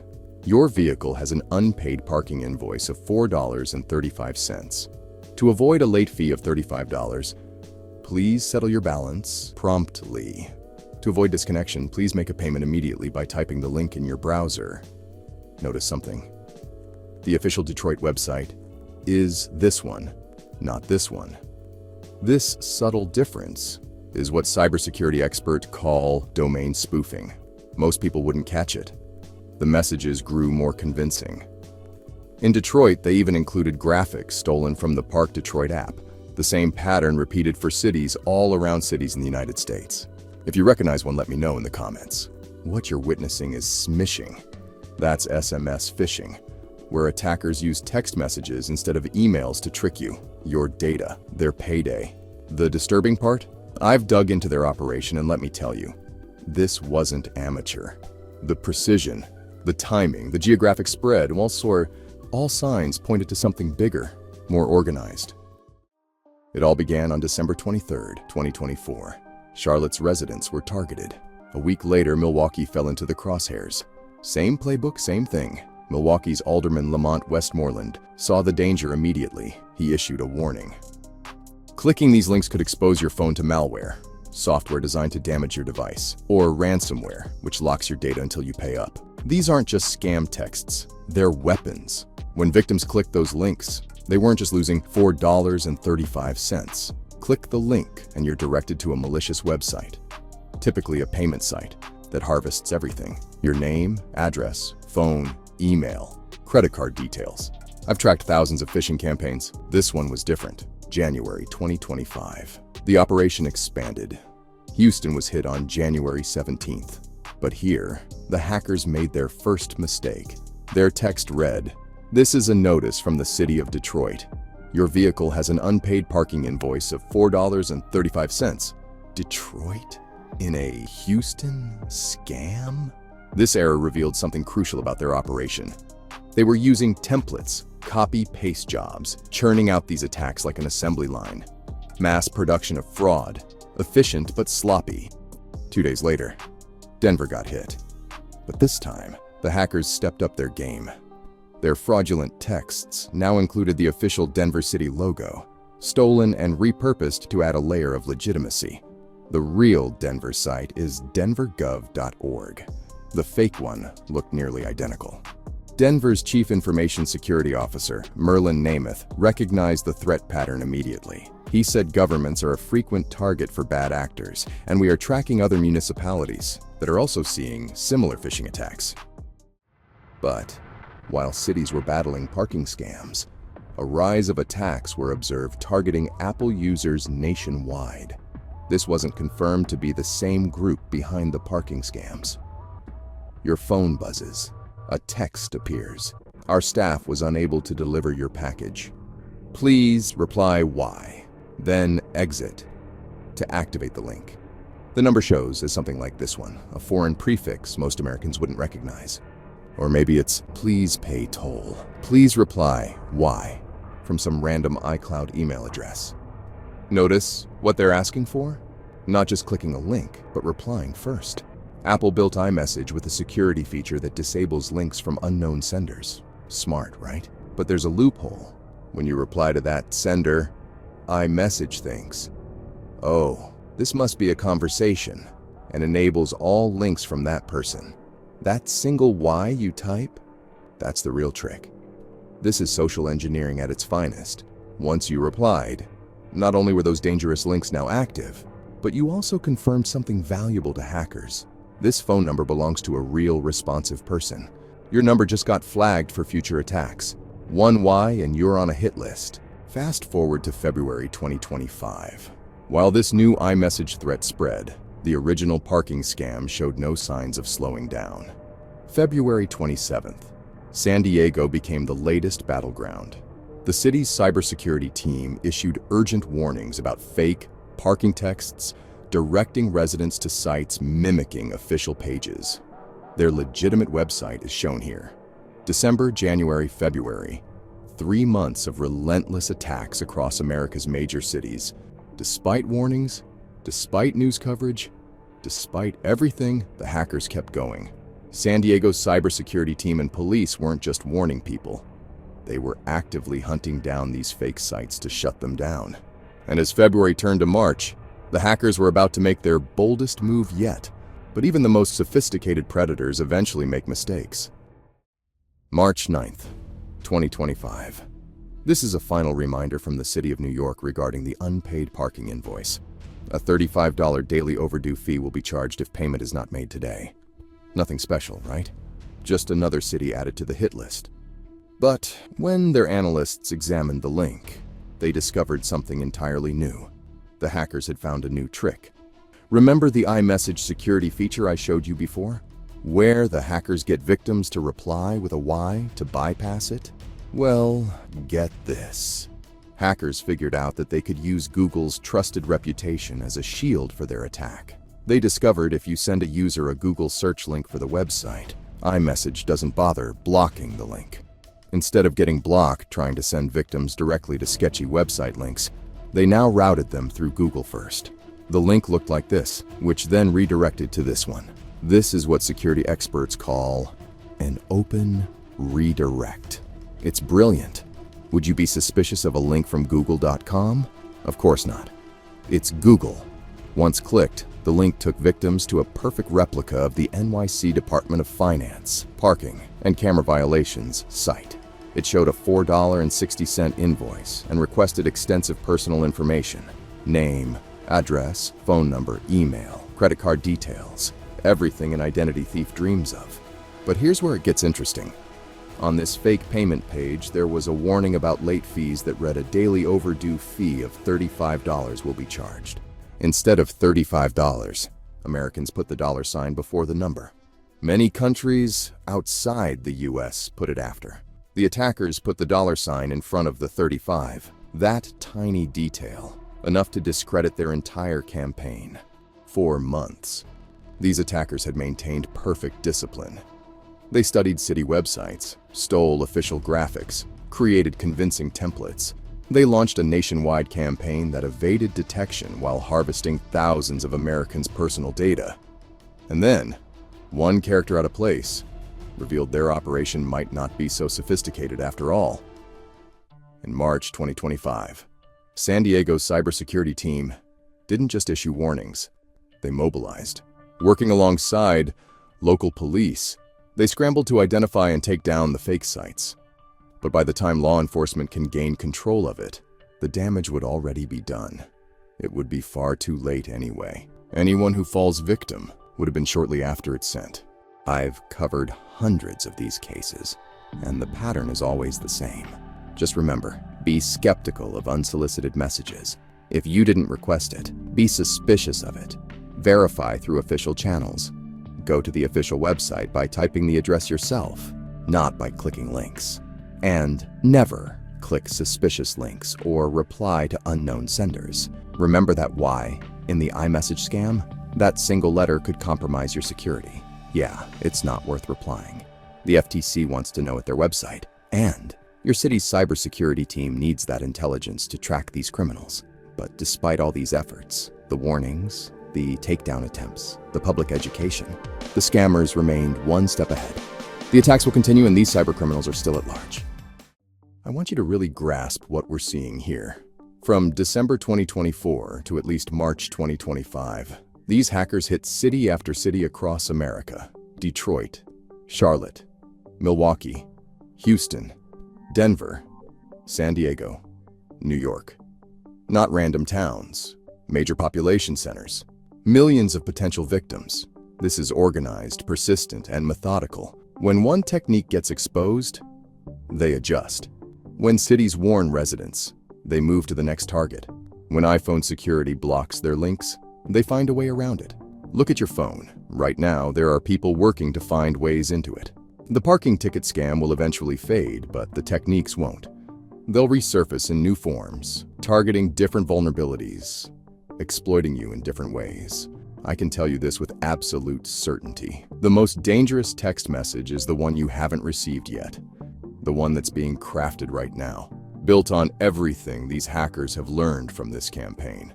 The one that will look even more convincing. The one that will exploit some new psychological trigger or technical loophole. Your best defense. That healthy voice of skepticism in the back of your mind. That pause before you click. That moment when you ask yourself, wait, is this real? Because that moment of doubt might be all that stands between you and a life-ruining event. The hackers are counting on you not to listen to that voice. I'm betting that you will.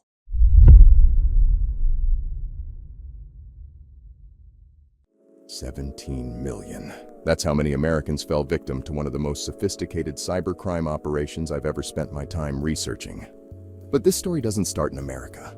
It begins in a small office in Lahore, Pakistan, where a single IP address would launch what became a global criminal empire. In 2015, renowned cybersecurity journalist Brian Krebs noticed something unusual. A new player had emerged in the digital underground, operating from the following IP address. What looked like a simple phishing operation. You know, those scam emails trying to steal your passwords and credit cards, was actually the beginning of something much bigger. You see, Heartsender wasn't just another ordinary cyber gang. These guys weren't just sending spam emails. They were creating what we call a cybercrime marketplace. Think of it as an Amazon for criminals, but instead of books and electronics, they were selling online hacking tools. What started in Pakistan didn't stay there long. The operation, now known as H0URS, began expanding. They were building an entire ecosystem of cybercrime. Multiple domains, professional infrastructure, all growing under the radar while their victim count kept climbing. By 2021, HORTS had evolved into something unprecedented. And at the top was a figure who changed the game forever. Saeem Raza. This wasn't your typical cybercriminal. Raza turned YouTube into a hacker training ground. He basically created a cybercrime for dummies video series. Most cybercriminals guard their secrets. But Raza, he created step-by-step YouTube tutorials showing exactly how to use his hacking tools. It was like a dark version of all the how-to videos. Except these weren't fixing anything good. Let me show you what he built. From a technical command center running on the following IP address range, Raza launched what I can only describe as a criminal app store. His flagship products included FUD Clay Sender, and the particularly nasty Inbox Exploiter. Each tool was designed to bypass security systems and steal sensitive information. Other tools like Exploiter Email Verifier could validate stolen email addresses. The Account Checker tool could test stolen credentials. And D29 Sender could blast out thousands of phishing emails without getting caught. He didn't just sell these tools on some dark web marketplace. He put them right out in the open on the clear net on a website called freshspamtools.eu. What made this operation truly dangerous wasn't just the tools. It was how Raza marketed them as fully undetectable by anti-spam software. And he was right. These weren't amateur programs. They were sophisticated weapons, developed under the front of legitimate software development, but designed for one purpose: theft at scale. By putting detailed tutorials online, Raza didn't just sell tools. He created an army of cybercriminals. He took complex hacking techniques and made them accessible to anyone with an internet connection. $3 million. That's what HORTS' 17 million victims lost in the US alone. But that's just what we know about. Their stolen data sets have information from millions of victims worldwide. And I'm about to show you why their attacks were nearly impossible to stop. They weren't just sending spam.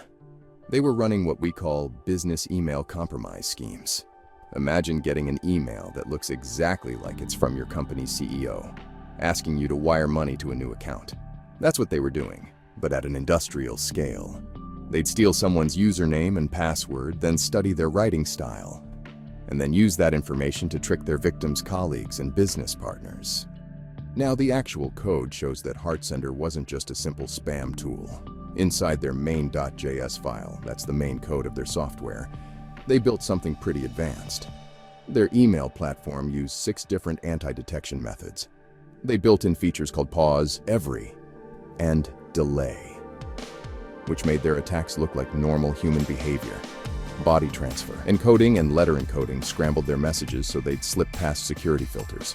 Letter encryption and link encoding made their malicious links invisible to security scanning. All of this was controlled through an XML-based system that let them adjust their attacks on the fly. The victims never stood a chance. While HORTS and Saeem Raza, known in hacking circles as the Manipulator, were building their spam empire, their stolen data was finding its way onto platforms that would make your skin crawl. I'm talking about Cracked and Nulled, 2 of the most sophisticated cybercrime marketplaces ever created. While law enforcement was tracking HORTS, 2 massive underground marketplaces were in full operation. Cracked and Nulled weren't just websites, they were cybercrime superstores. 9 million users, 71 million advertisements for hacking tools, $5 million in revenue. Those aren't numbers from some tech startup. Those are the statistics from just these 2 criminal platforms. Think about that. While HORTS was stealing credentials, places like Cracked and Nulled were turning them into profit. The platforms worked like any other marketplace, except everything for sale was designed for cybercrime. They offered AI-powered tools that could automatically scan for security weak points. They sold what we call credential stuffing tools, programs like OpenBullet and SilverBullet that could take stolen passwords and test them against thousands of websites automatically. They had tools for everything. Grabbing browser cookies to steal login sessions, accessing email servers through SMTP exploits, and even remote desktop services to take over computers. Looking for lists of stolen credentials? They had those too. They had what they called a combo lists marketplace, basically a supermarket for stolen usernames and passwords. All of this ran on what we call bulletproof hosting, servers specifically designed to resist takedown attempts by law enforcement. These were full-blown criminal enterprises operating with the efficiency of legitimate businesses. And that's exactly what made them such a priority target for international law enforcement. By late 2022, law enforcement had seen enough. The cybercrime team of the East Brabant Police Unit in the Netherlands launched their investigation, and soon the FBI joined in. What began as a local investigation quickly evolved into an international operation dubbed Operation Heartblocker. Law enforcement didn't just shut down websites. They completely seized control of HeartSender's infrastructure. If you're familiar with how websites work, they use something called name servers. Think of them as the internet's phone book. HeartSender had been using Cloudflare's name servers, cartman.ns.cloudflare.com and treasure.ns.cloudflare.com. In one coordinated move, these were switched to ns1.fbi.seized.gov and ns2.fbi.seized.gov. HeartSender's empire was literally wiped off the internet, but they weren't ready for what came next. In the very same week, a separate operation was unfolding. Operation Talent, involving authorities from 8 different countries, targeted 2 of the largest hacking forums in existence, Cracked and Nulled. Yes, the same cybercrime marketplace we spoke about before. The numbers were staggering. 17 servers and 12 domains seized, including crack.io, crack.to, and nulled.to. They also seized StarkRDP, a Windows remote desktop provider that these forums had been using along with their payment processor, CellIX. It was like watching someone pull all the pieces off a chessboard in one swift move. 2 massive cybercrime operations, both taken down in the same week. Between January 28th and 30th, investigators executed one of the most coordinated cybercrime takedowns I've ever seen. 3 days, 7 properties. That's all it took for law enforcement to rip the heart out of the criminal market operations. But what they found inside those properties would change the game completely. First, let's talk about the physical haul. The team seized over 50 electronic devices, laptops, servers, phones, hard drives, basically anything that could store digital evidence. They also grabbed 300,000 euros in cash and cryptocurrency. That's serious money, but it wasn't the real prize. The true gold mine was the data.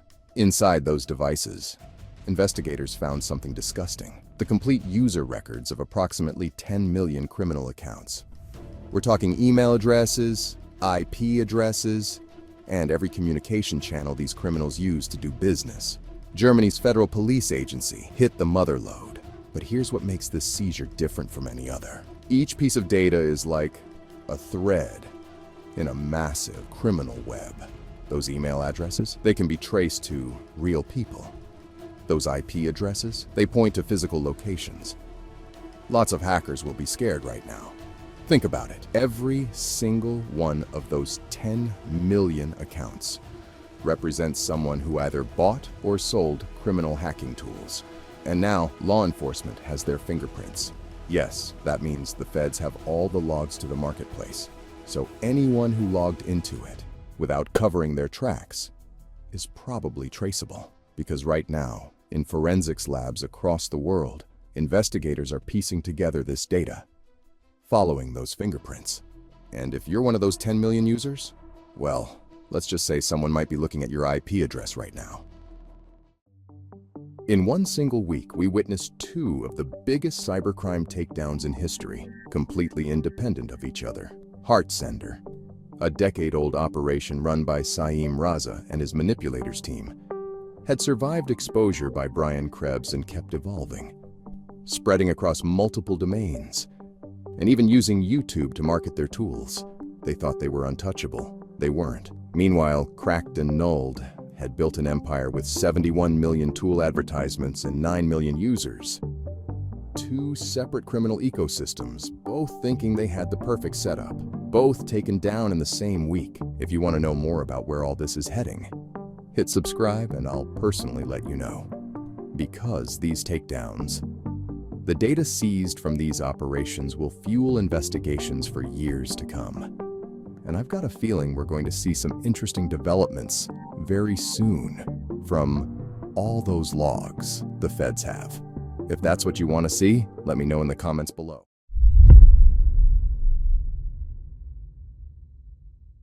It was January 23rd, 2025, 11:30 UTC. Somewhere in the back-end network of Phemex cryptocurrency exchange, an alarm begins to sound.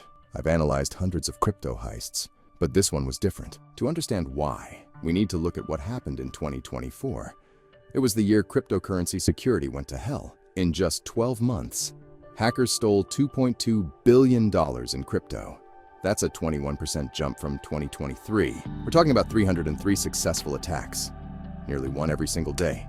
3 attacks stood out from the rest. In May, DMM Bitcoin lost $305 million in a single hit. 2 months later, WazirX watched helplessly as $235 million vanished from their system. Then CoinStats got hammered. 1,590 cryptocurrency wallets compromised in one sweep. There's no such thing as coincidence at this scale. These weren't random attacks. They were rehearsals. And Phemex? They were about to become the main event. Okay, so it's 11:30 UTC. A Phemex security analyst's screen lit up with an alert from their hot wallet monitoring system. Hot wallets are like a crypto exchange's cash registers. They handle immediate transactions. And right now, something was very wrong with theirs. The response was instant. Security teams jumped into action following emergency protocols they'd drilled countless times. But this wasn't a drill. Within minutes, they began shutting down vulnerable systems. Think of it like trying to close floodgates while the water's already rising. At 15:13 UTC, 3 hours and 43 minutes after the first alert, they made the call. All cryptocurrency deposits and withdrawals were suspended. Everything except Bitcoin and Ethereum got locked down. Imagine watching millions disappear in real time. Because that's exactly what Phemex's security team was doing. They could see the transactions happening, but stopping them, that's a different story. In crypto, there's no undo button, and while they were racing to contain the breach, the attackers were just getting started. The attack unfolded perfectly. First, the Dogecoin wallets started draining. $3.6 million gone in seconds. Before anyone could react, Cardano wallets lit up. Another $2.4 million vanished. Then Hedera, $2.1 million. Algorand followed. $1.1 million disappeared into the void. Most attackers grab whatever they can, as fast as they can. But these guys? They moved through Phemex's assets like they were working from a shopping list. Each wallet address they used was unique, pre-generated, and waiting to receive funds. No scrambling, no mistakes, no hesitation. Just pure precision. When MetaMask's Taylor Monahan released the final damage assessment that Sunday, the crypto world went silent. $85,041,704 gone. Phemex CEO Federico Variola confirmed what we'd feared. Their hot wallets had been completely compromised. The only good thing? Their cold storage remained untouched. From their hot wallets, the hackers took even more crypto. They took TON, Filecoin, XDC, Zcash, Cosmos, Ethereum Classic, Bitcoin Cash, Tezos, Dash. One after another, systematically drained. Phemex didn't waste time feeling sorry for themselves. They got to work. First thing they did? Called in the heavy hitters, external cybersecurity partners, law enforcement, third-party security firms. The recovery played out like a chess game. January 24th, 1746, UTC. Ethereum-based trading came back online. Around 8 p.m. the next day, Bitcoin withdrawals resumed. Then, just before midnight, Solana, the UDDC and USDT pairs started trading again. Finally, on the 26th, around lunchtime, the Arbitrum, Optimism, BSC, Polygon, and Base networks had their trading resumed. At last, their operation was back to normal. But they weren't just turning things back on. They were building something new, a completely revamped security system with real-time monitoring. Every old deposit address got manually reviewed. They even published a proof of reserves, basically showing everyone exactly what assets they had left, down to the last Satoshi. It looked like a textbook recovery operation, clean, professional, by the numbers. But while they were rebuilding, investigators were uncovering something far more disturbing. Looking back at 2024's attacks, here's what really caught my attention. Nearly half of these attacks, 43.8% to be exact, weren't about exploiting system bugs. They were private key compromises. Think about that. These hackers weren't breaking down walls, they were walking right through the front door with stolen keys, but it gets better. Or worse, depending on how you look at it. In 2023, North Korean hackers pulled off 20 attacks, stealing about $660 million. In 2024, they more than doubled their game. 47 attacks, $1.34 billion gone. That's 61% of all crypto stolen that year. So, who was behind the Phemex cryptocurrency exchange heist? When Taylor Monahan released her forensic analysis on the Phemex breach, everything changed. What looked like a sophisticated crypto heist turned out to be something far more sinister.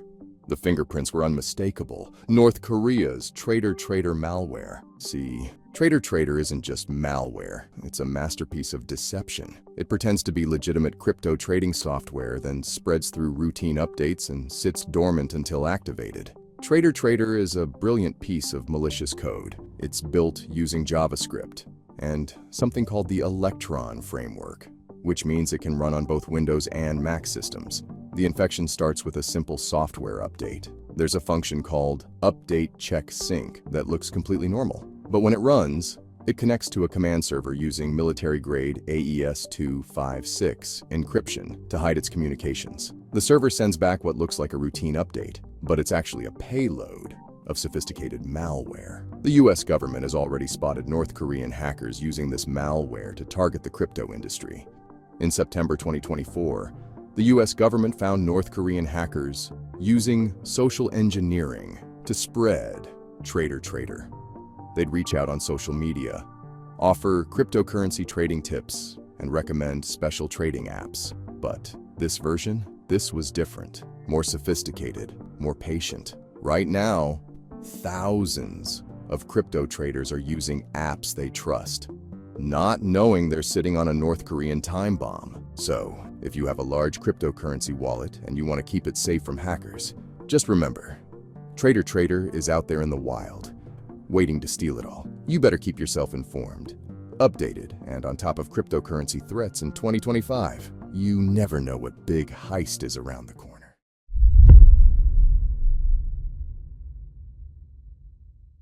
Software company in South Asia gets hit with a ransomware attack. The demand? $2 million. What blows? Nothing out of the ordinary, right? But the tools and techniques used in the attack point to something far more evil. A threat actor known for government espionage, not locking down systems for cash. Something doesn't add up.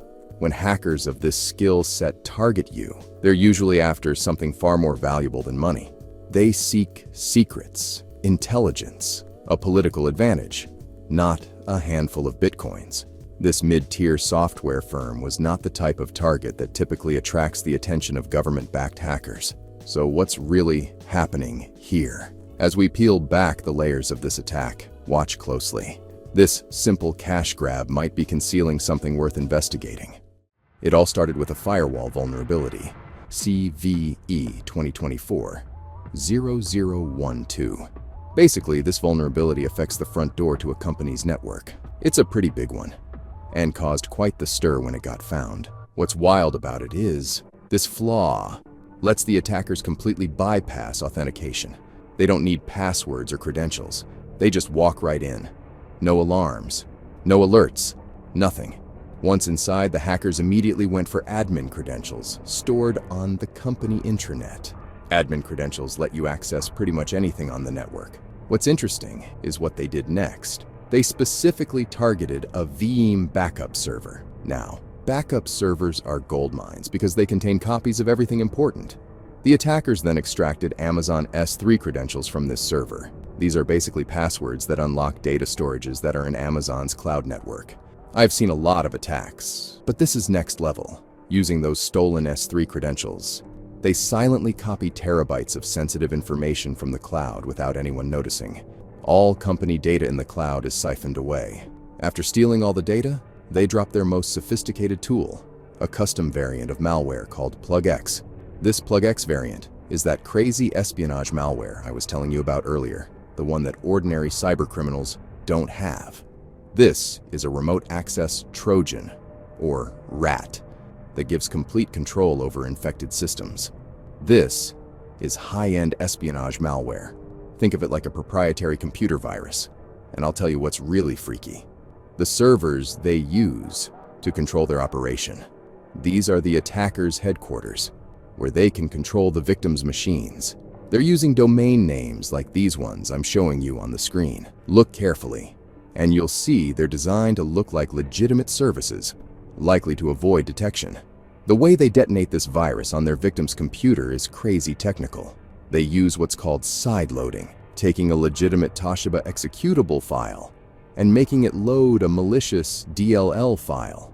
That DLL then decrypts and runs the actual PlugX payload from this file.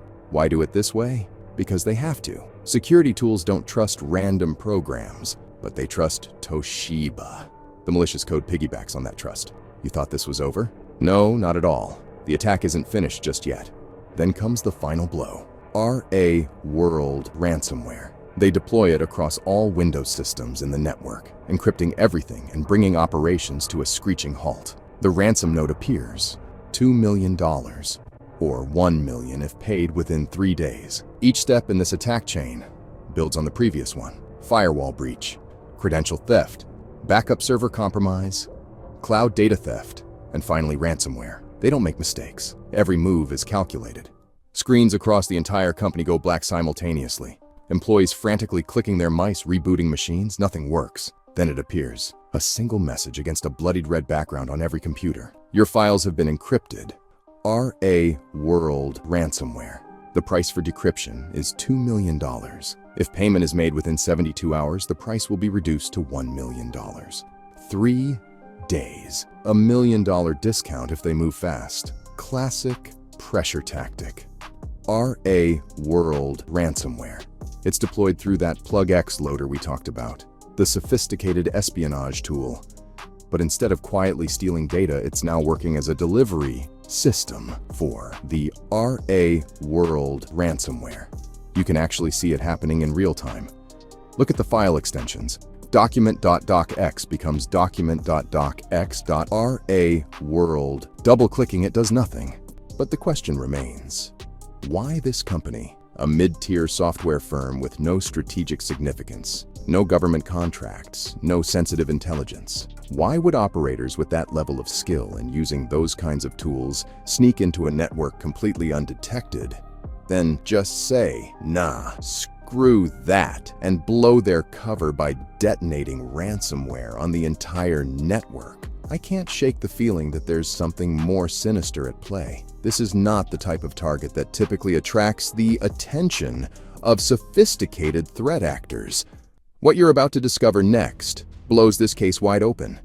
The fingerprints left behind, the precision, the methodology, the specific tools used were all state-sponsored capabilities, yet here they are, demanding ransom like scums. The custom PlugX variant used in the attack? We've seen it before. This particular code belongs to Mustang Panda, a Chinese hacking group that's been active since 2012. They're what we call an APT, Advanced Persistent Threat, essentially spy hackers working for the Chinese government. You just watched the equivalent of an FBI agent robbing a 7-Eleven. Mustang Panda normally targets governments, military organizations, and NGOs that oppose the Chinese Communist Party. They're after secrets, not cash. They want intelligence, not Bitcoin. And they certainly don't typically hit random software companies in South Asia. But regardless of that, the attacker was actively engaging in ransom negotiations. They're haggling over the price, responding to messages, providing proof they can decrypt files.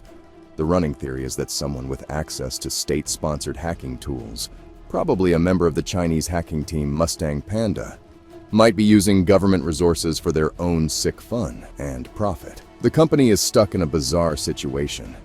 They're essentially negotiating with someone who might be a rogue operative from one of the most sophisticated hacking groups on the planet. Someone using elite espionage tools to shake down a company that has no strategic value to China. It's like finding out the person who broke into your house used an AC-130 to open your front door, just so they can steal your TV.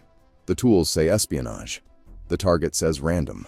The behavior says profit. Before we continue, I must say, it's not that out of the ordinary. I mean, Chinese APTs don't typically deploy ransomware, but North Korean ones like the Lazarus Group or the Iranians tend to do this. To me, this just breaks logic. In the end, it seems even state-sponsored spies are hustling. Those PlugX variants have compilation timestamps that exactly match a March 2021 attack on Microsoft Exchange servers, an attack confirmed to be Mustang Panda's work. When programmers build malware, the exact time they compile it gets baked right into the code. It's another fingerprint. You can't fake it easily.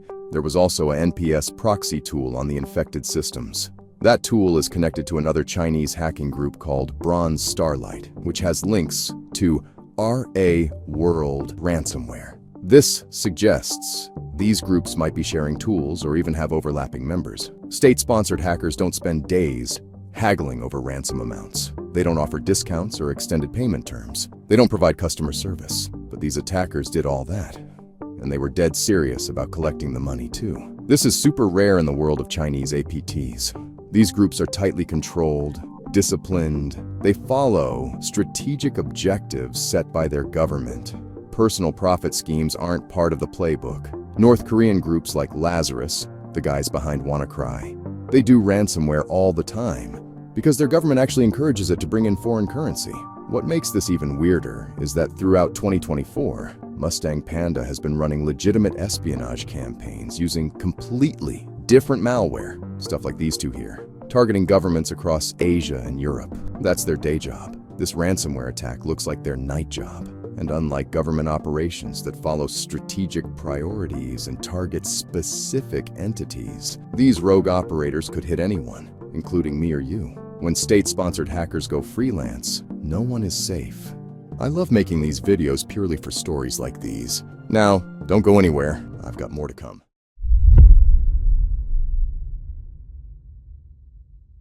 On March 15, 2025, an unknown hacker started hunting Ethereum developers. It started with this package you see right here called Ethers Provider 2. Version 1.18.0 just appeared on NPM one day. For those who don't live in this world, NPM is basically the largest software library on Earth. It's where developers go to grab code tools instead of writing everything from scratch. This package looked completely legit. Nothing suspicious about it at all. Just another tool claiming to help blockchain developers work with Ethereum. But this wasn't some helpful contribution from the developer community. This was bait. A trap laid by hackers no one could identify. What makes this particularly crazy is how it targeted the supply chain. When I say supply chain, I'm talking about poisoning the well that everyone drinks from. These developers trust NPM. They pull packages from it every day, incorporating that code directly into their projects. The Ethers Provider 2 package was designed to blend in perfectly with legitimate packages like Ethers and this other one, tools that real Ethereum developers use constantly. These developers weren't downloading some sketchy file from a random website. They were getting it from their trusted source. And that's what makes this attack so disturbing. Supply chain attacks go hand in hand with psychological warfare. No one had any idea what was about to unfold. 11 days later, the hunters found the tracks, and the beast was bigger than anyone thought. On March 26, 2025, a security company called Reversing Labs blew this whole thing wide open. These guys are digital forensics experts. They take suspicious code apart piece by piece to see what's really happening underneath. And this is what they found. Turns out that package Ethers Provider 2 wasn't alone. There was another package called Ethers Providers floating around, with multiple versions to make it look well kept and legit. The first shock hit when they discovered 73 developers had already downloaded Ethers Provider 2. These packages contained install scripts that would pull additional payloads from a server at this IP address on port 31337. That port number, 31337. You know what that spells? That spells elite in leet speak. You probably remember leet speak from when you were younger. When developers install a package, those install scripts run automatically. In this case, the scripts would reach out to that mysterious server, download even more malicious code, execute it on the developer's machine, and then, this is the clever part, delete all the temporary files. No evidence, no trail to follow. The install scripts were essentially saying, let me in, let me plant my bomb, and let me wipe my fingerprints on the way out. But wait, it gets deeper. Reversing Labs linked this to other suspicious packages. Something called reproduction hard hat. This wasn't just a one-off attack. It was a coordinated campaign. The reproduction hard hat package was delivering a reverse shell, basically an interface that gives the attacker ability to send commands to a computer remotely. Yes, that means taking full control of your computer. Think of it like someone installing a secret door to your house that only they have the key to. All of this pointed to something big, a sophisticated supply chain attack specifically targeting blockchain developers. And most disturbing of all, we still had no idea who was behind it or what their endgame was. Just that server IP address, silently waiting for more victims to connect. As Reversing Labs kept digging, they hit the jackpot, but not the good kind. What they found was mind-blowing, man. They discovered persistence mechanisms.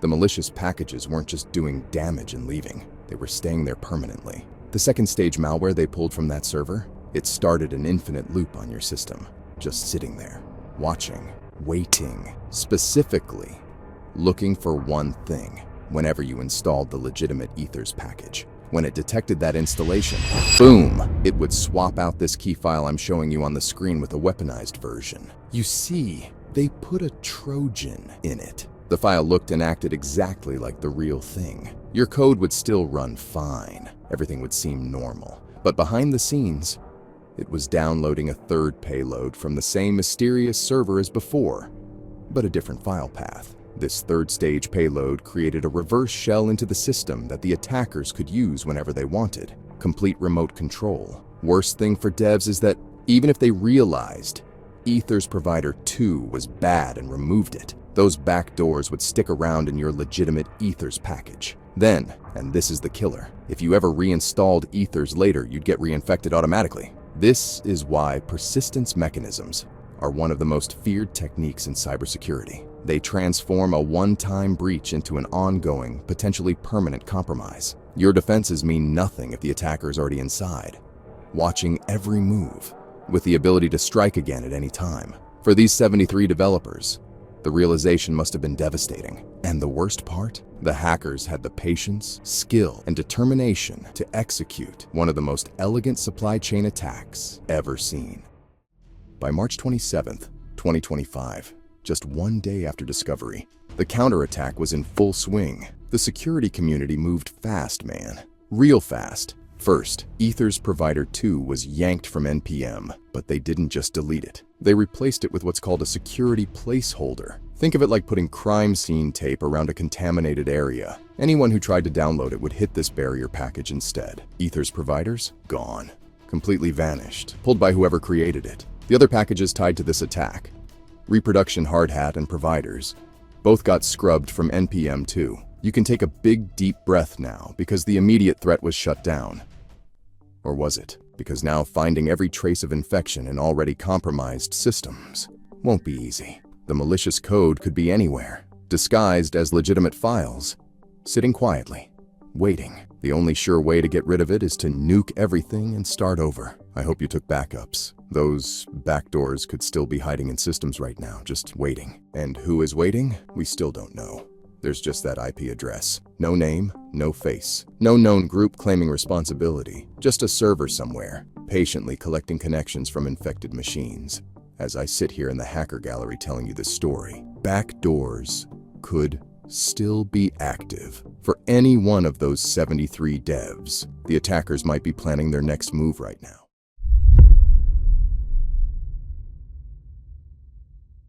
In 2024, two massive cybercrime operations would reveal the evolving face of modern financial fraud. But I'm getting ahead of myself. Let me take you back to where it all began. Remember those obvious phone scams? The ones with broken English and ridiculous stories about Nigerian princes?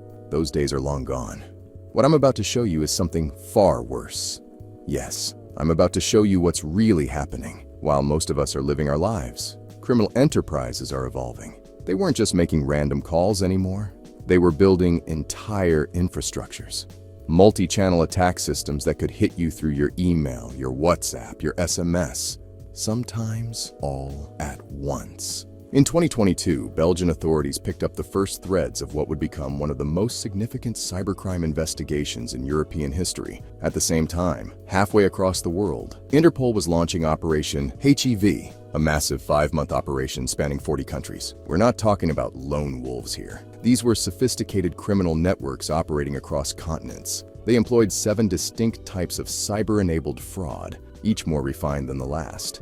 Their social engineering tactics? Perfect. Their technical infrastructure? State-of-the-art. The numbers were staggering. As financial crime specialists from Interpol collaborated with police investigators and financial institutions across 80 countries, the true scale became clear. Combined losses exceeded $1.5 billion.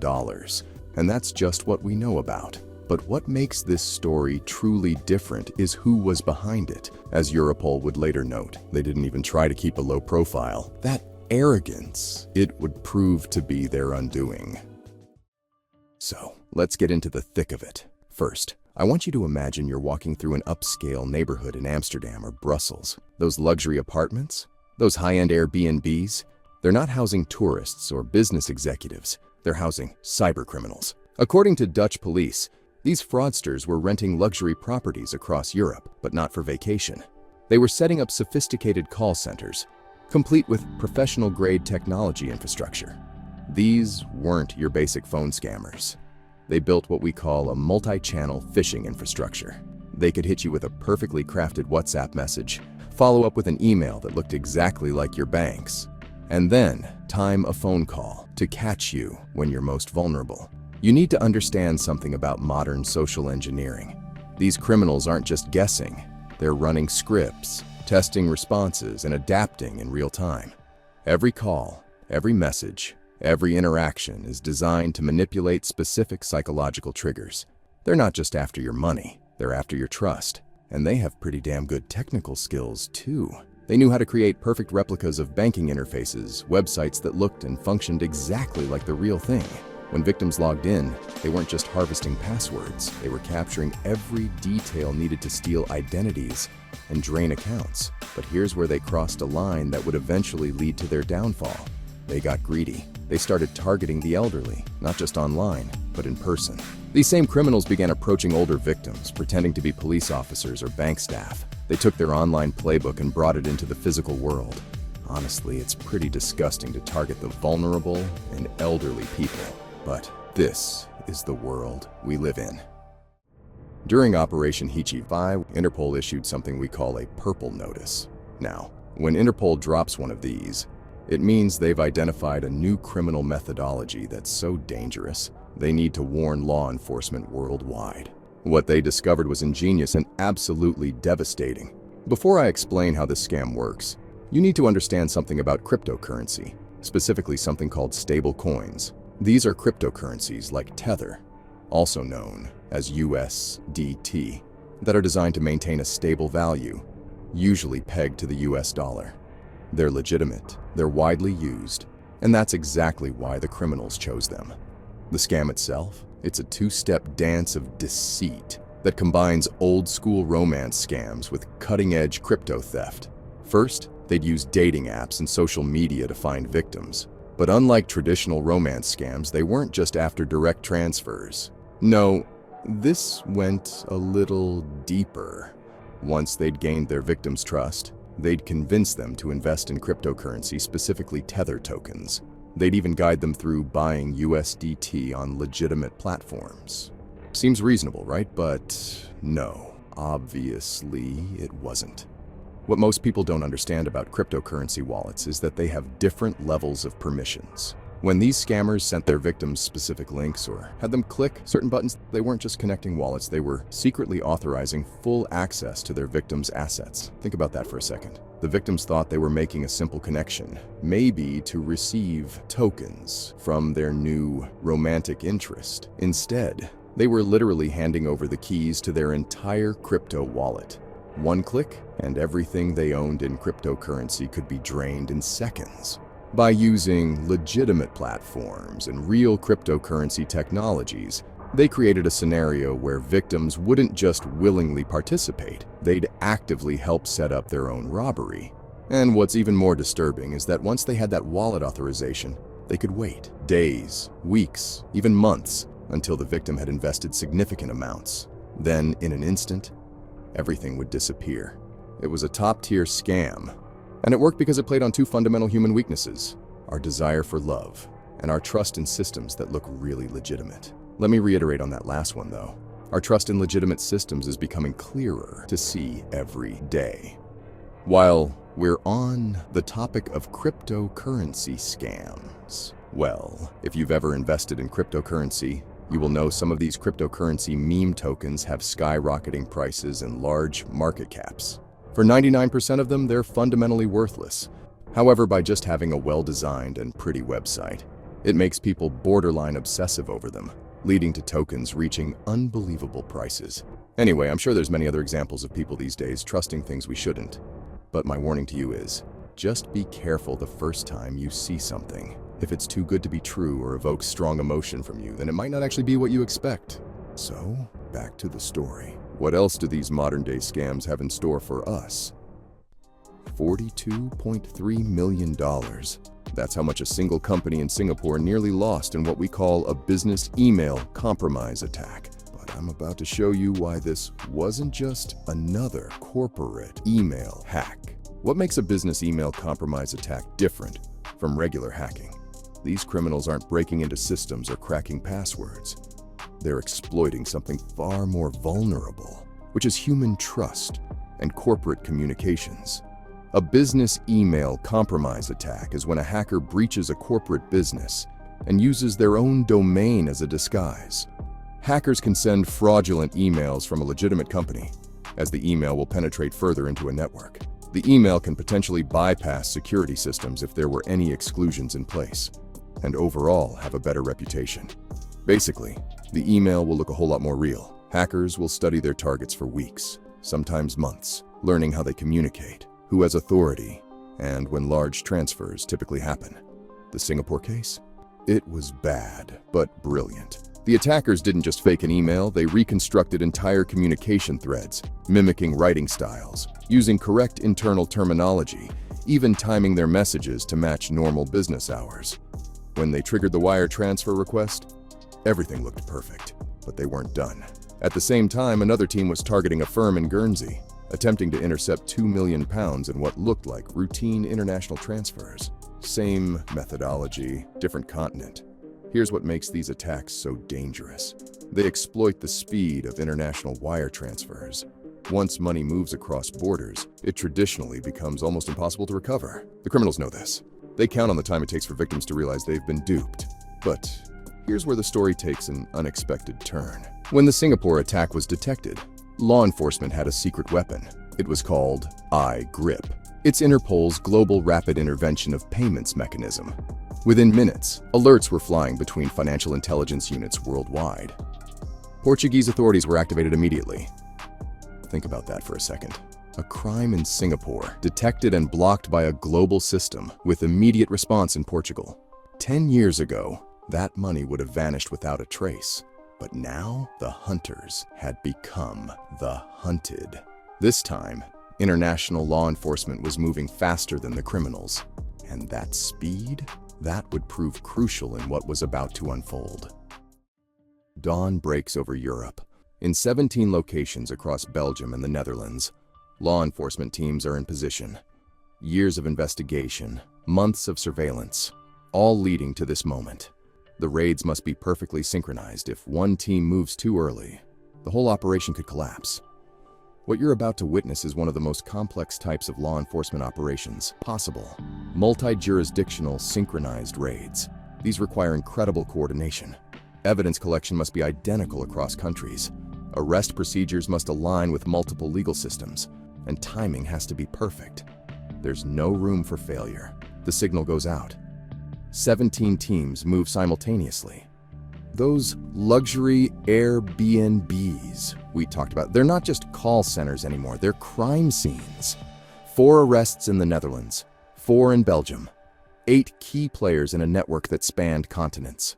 But this was just the beginning. While European authorities were closing their net, Operation HAECHI was reaching its own climax across the globe. The numbers are staggering. Over 5,500 financial crime suspects arrested. But wait until you hear what was happening in Korea. Korean authorities had identified something massive. A sophisticated voice phishing syndicate with Chinese connections. The scale, 1,511 billion Korean won. That's $1.1 billion in stolen funds. These weren't amateurs. They were using counterfeit identification, running professional operations. But luckily for the good guys in this story, the operation alone led to 27 arrests, with 19 individuals indicted. Remember that $42.3 million Singapore heist attempt I told you about? Interpol managed to recover $39.3 million of it. But that's not even the most interesting part of this story. What these criminals did next, that's what really blew my mind. When we investigate modern financial crimes, we're not just following money anymore. We're following traces left behind across social media, cryptocurrency exchanges, and virtual asset platforms. These criminals, they made our job embarrassingly easy. While law enforcement was dismantling their operation, these guys were living it up on social media. They showed off their designer clothing, expensive watches, and jewelry. They were even posting pictures with celebrities, flaunting their wealth like they were untouchable. But every post, every purchase, every flash of luxury was building the case. The seizures were massive, mountains of cash, high-end watches, VVS diamonds. But the physical assets? That was just the surface. The real action was happening online. Money laundering isn't what it used to be. Criminals aren't just using cash anymore. They're using virtual asset service providers, cryptocurrency exchanges, digital payment platforms, online trading systems. The numbers tell the story.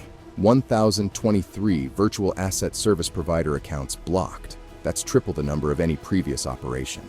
We seized their phones, their data carriers, their entire digital infrastructure. Every device, every account, every transaction helped us map out their entire operation. Their own vanity became their undoing. Those social media posts showing off their wealthy lifestyle. That's not just bragging. That's evidence. Every designer bag, every luxury watch, every celebrity photo helped track their money laundering patterns. These criminals thought they were showcasing their success. Instead, they were documenting their own downfall.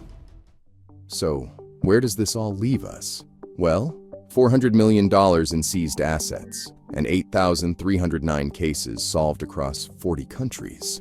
But let me tell you something. These criminals are already developing new methods, new attacks, new ways to exploit our trust. This story is just a drop in the ocean compared to what's really going on out there. That's exactly why I need to share what we've learned. Here's some practical steps you can take right now. First, that bank email in your inbox doesn't matter how official it looks. Banks don't ask for your details over email. Period. And those URLs. Make sure they start with HTTPS. You probably rolled your eyes at that. Everyone knows to check for the padlock on a website these days. But here's something most people don't know about. Europol's warning about those tiny charges on second-hand goods websites. We're talking about payments as small as 1,000th of a dollar. Why so small? Because criminals know you won't care about paying such a small fee. But in reality, they're testing your card and skimming information from the payment so they can use it to target you in the future. If you're running a Windows computer, make sure Windows Defender is enabled.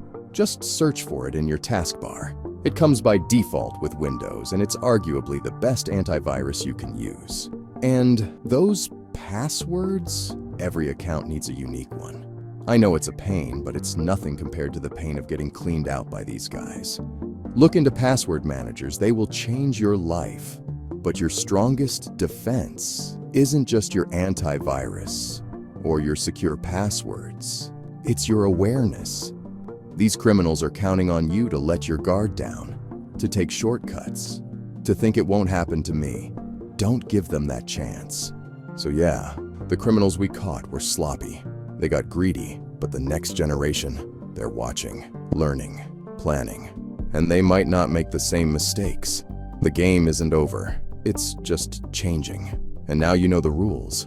Let me know in the comments if you've ever had a close call with a scam, or you know somebody who did. Share this video with them. It might save someone's life. Okay, now stay tuned. Let's get right into the next crazy story.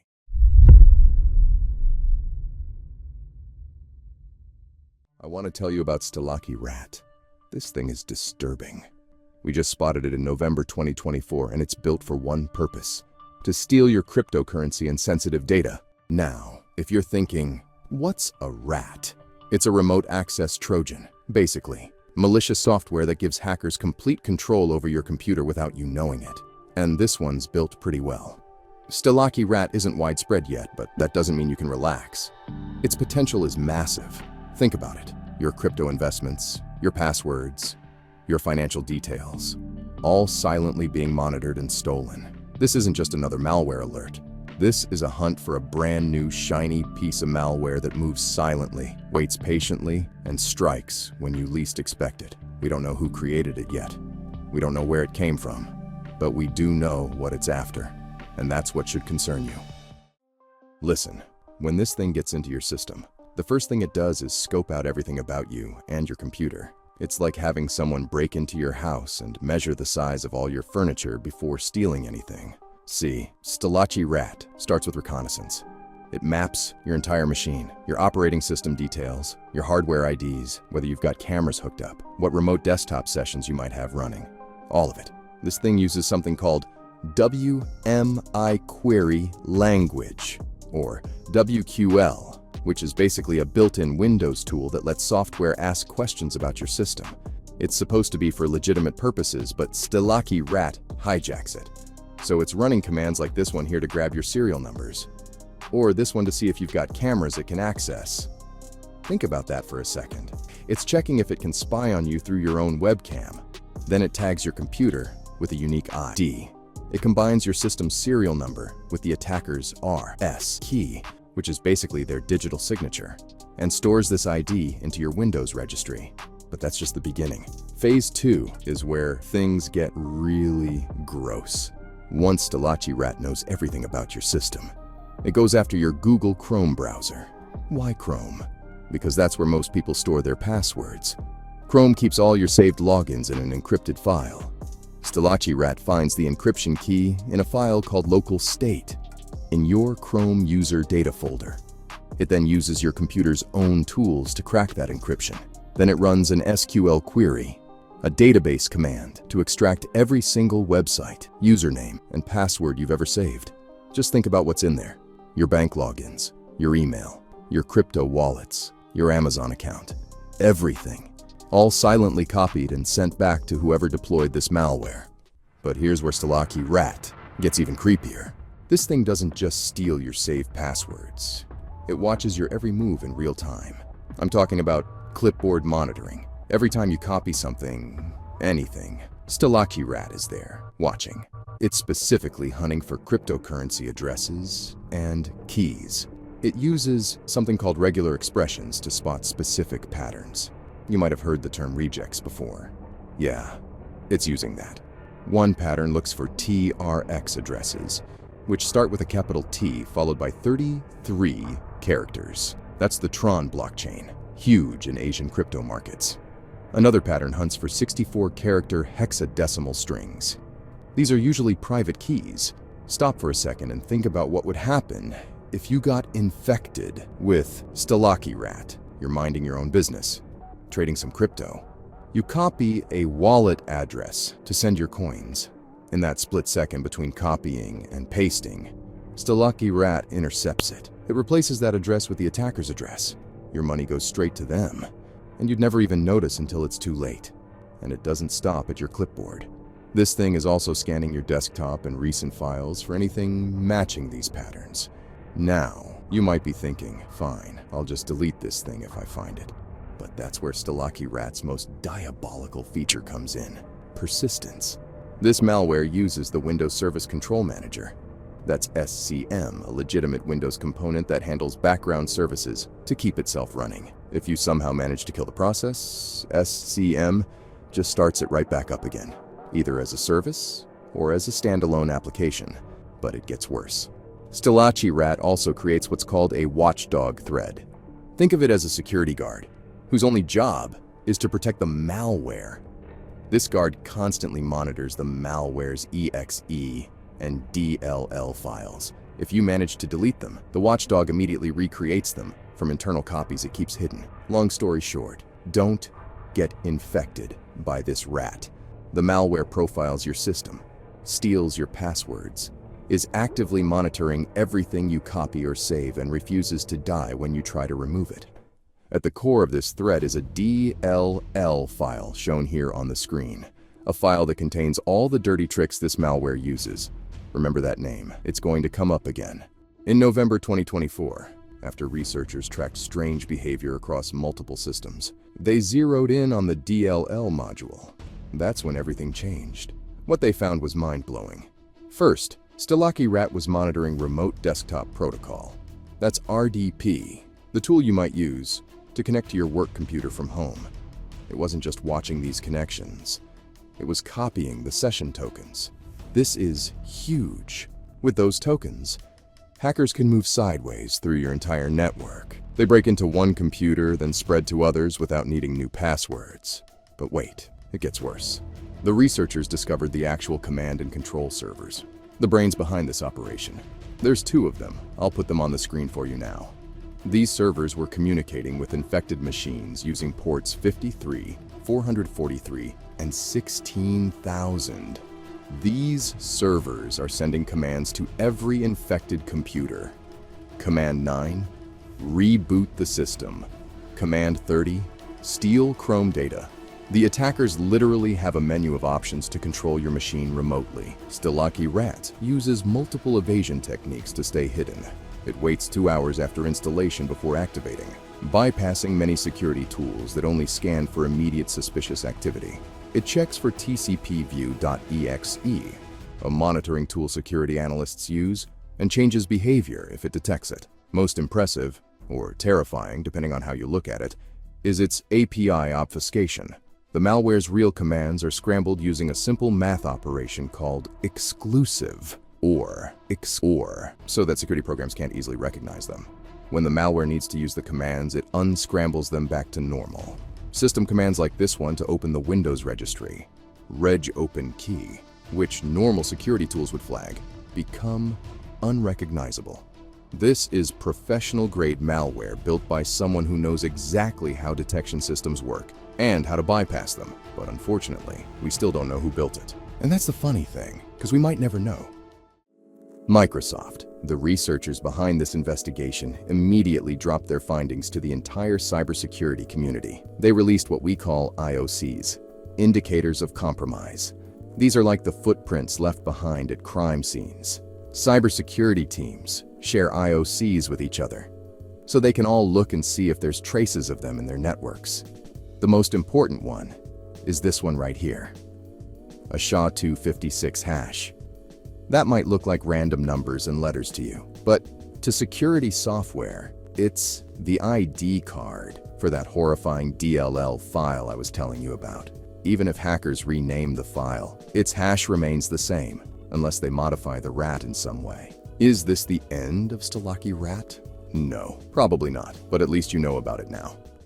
The rat hunts for 20 different Chrome wallet extensions, MetaMask, Phantom, and 18 others. All cryptocurrency wallets. Microsoft explicitly warned that even though StalachyRat's spread is limited, its potential impact is massive. The techniques it uses are already being copied and improved upon by other hackers and threat actors. StalachyRat isn't the end of something, it's the beginning. You thought malware was something of the past? No, it's not. New malware using new features gets created every day. So while this particular threat has been identified, tagged, and studied somewhere out there, Someone is already working on Rat 2.0, or something even worse. What's the next crypto-stealing malware going to look like? Let me know in the comments below if you have any ideas.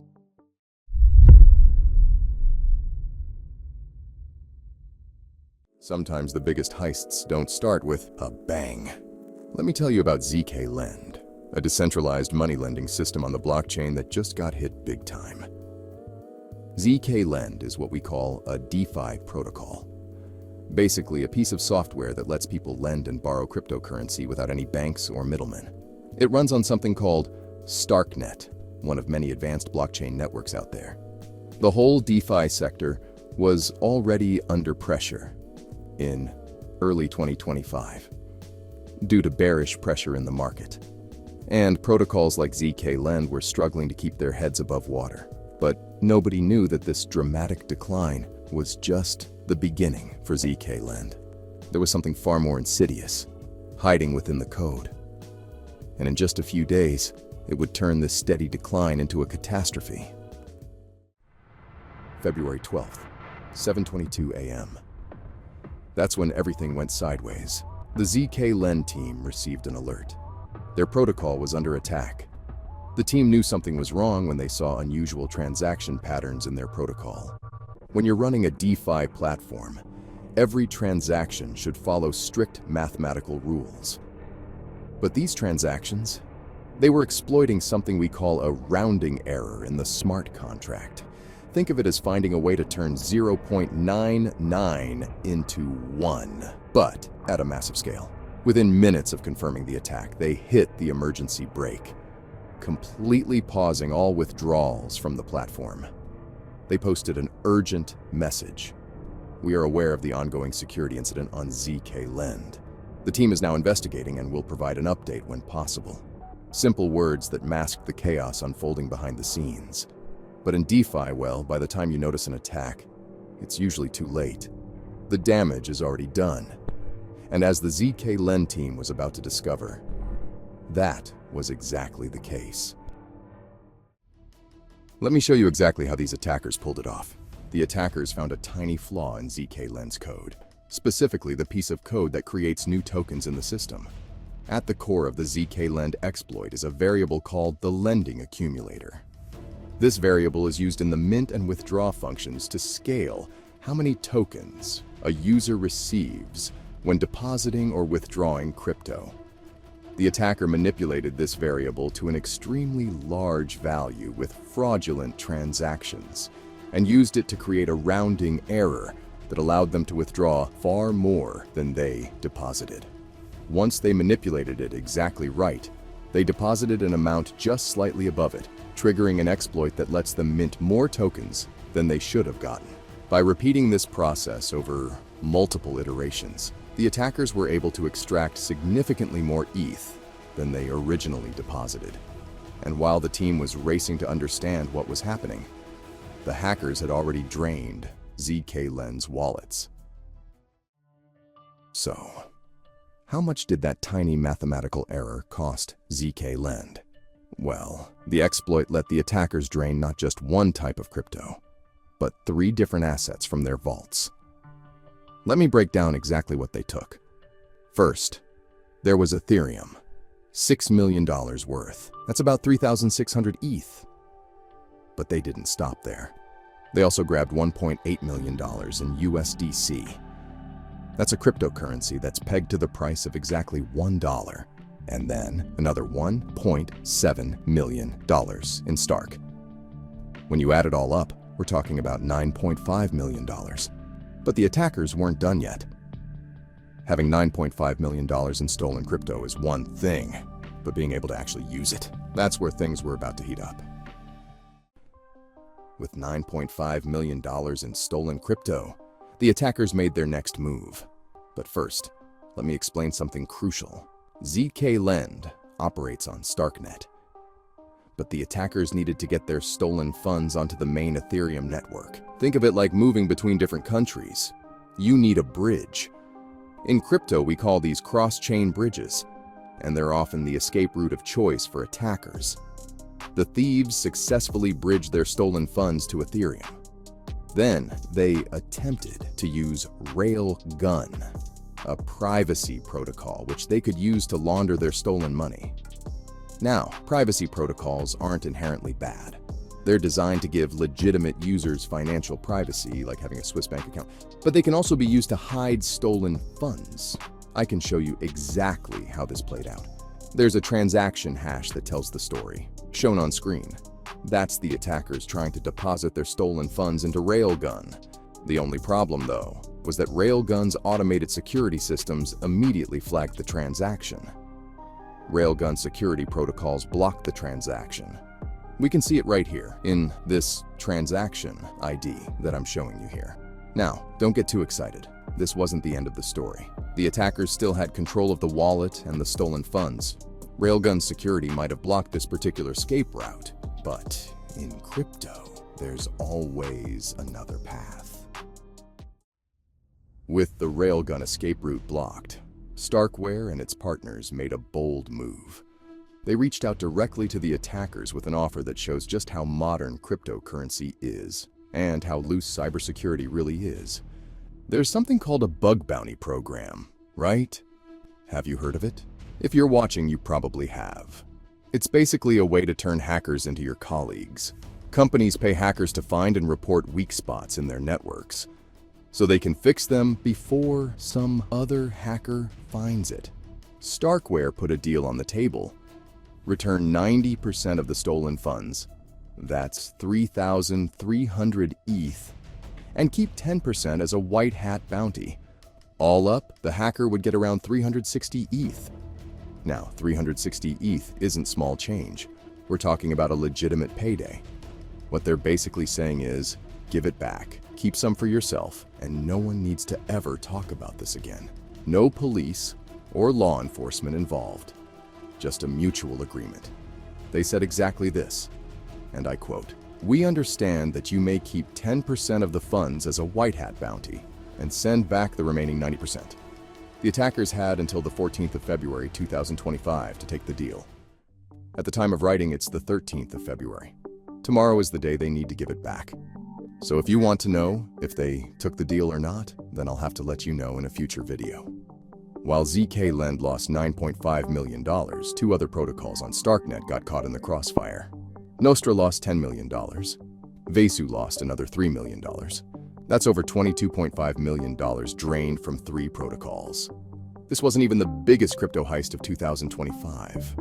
By February, cybercriminals had already stolen more than $110 million from blockchain projects, and the year literally just begun. Want to know how bad it got for zkLend? Their TVL. That's the total value locked in their protocol. Crashed from $12 million to just $1.1 million. A 90% drop. That's not just a bad day, that's a wipeout.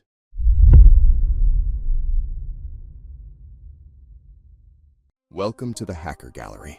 I'm going to tell you about what began in October 2022, when firewalls around the world started getting hacked. Not just any firewalls. We're talking about FortiGate firewalls, which protect thousands of corporate networks worldwide. FortiGate devices are like the security guards of the internet. They stand between your company's network and all the bad stuff out there. They check every piece of data coming in and going out, making sure nothing bad gets through. And they're everywhere. Banks, hospitals, government facilities, you name it. But the attackers weren't just hitting one type of FortiGate device. They were systematically compromising 80 different models, with the FortiGate, 40F, and 60F firewalls taking the biggest hit. These devices were running FortiOS versions 7.0.0 through 7.2.2, the latest and supposedly most secure versions at the time. Every single device running these versions was potentially exposed.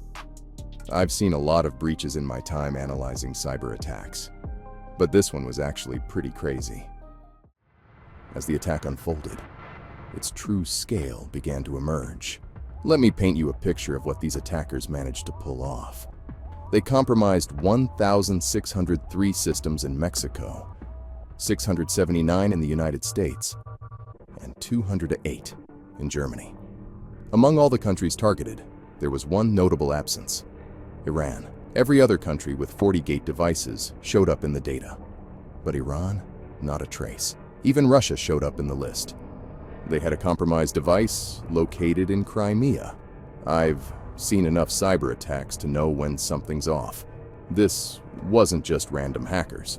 So now in 2025, after analyzing the data, we found it was collected in October 2022 from a previously unknown security hole on the firewalls. The attackers sat on this information for over 2 years before releasing it. That's when I knew for sure they weren't just random hackers. We'll get to why they released it soon enough, but for now, let's take a look at another vicious attack on Fortinet's firewalls. In early 2024, security researchers at Velexity uncovered a sophisticated toolkit called Deep Data. This thing was a beast. The attackers hid their malware in plain sight, disguising it as a legitimate system file shown on screen here. But the real genius was in how Deep Data worked. It didn't just grab passwords, it waited in memory, silently watching and collecting credentials from Forti client version 7.4.0. Think about that. Even if you're looking right at the processes running on your computer, you wouldn't see anything suspicious. The attackers set up 3 main communication channels, using ports 28443, 28992, and 28993. Each one had a specific job, one for controlling the operation, another for storing attack tools, and a third for sending stolen data back home. It was like running a professional operation, complete with different departments. The group behind this, known as Brazen Bamboo, used what we call keyboard walk patterns in their infrastructure. Let me show you what I mean. The code used strings like these ones, shown on the screen. You know, if you look closely, you'll notice it's the same characters you get when you drag your finger across your keyboard in a certain pattern. It's interesting, you know, how small details like this one let you envision the person behind the keyboard. They probably can type that before you can even blink.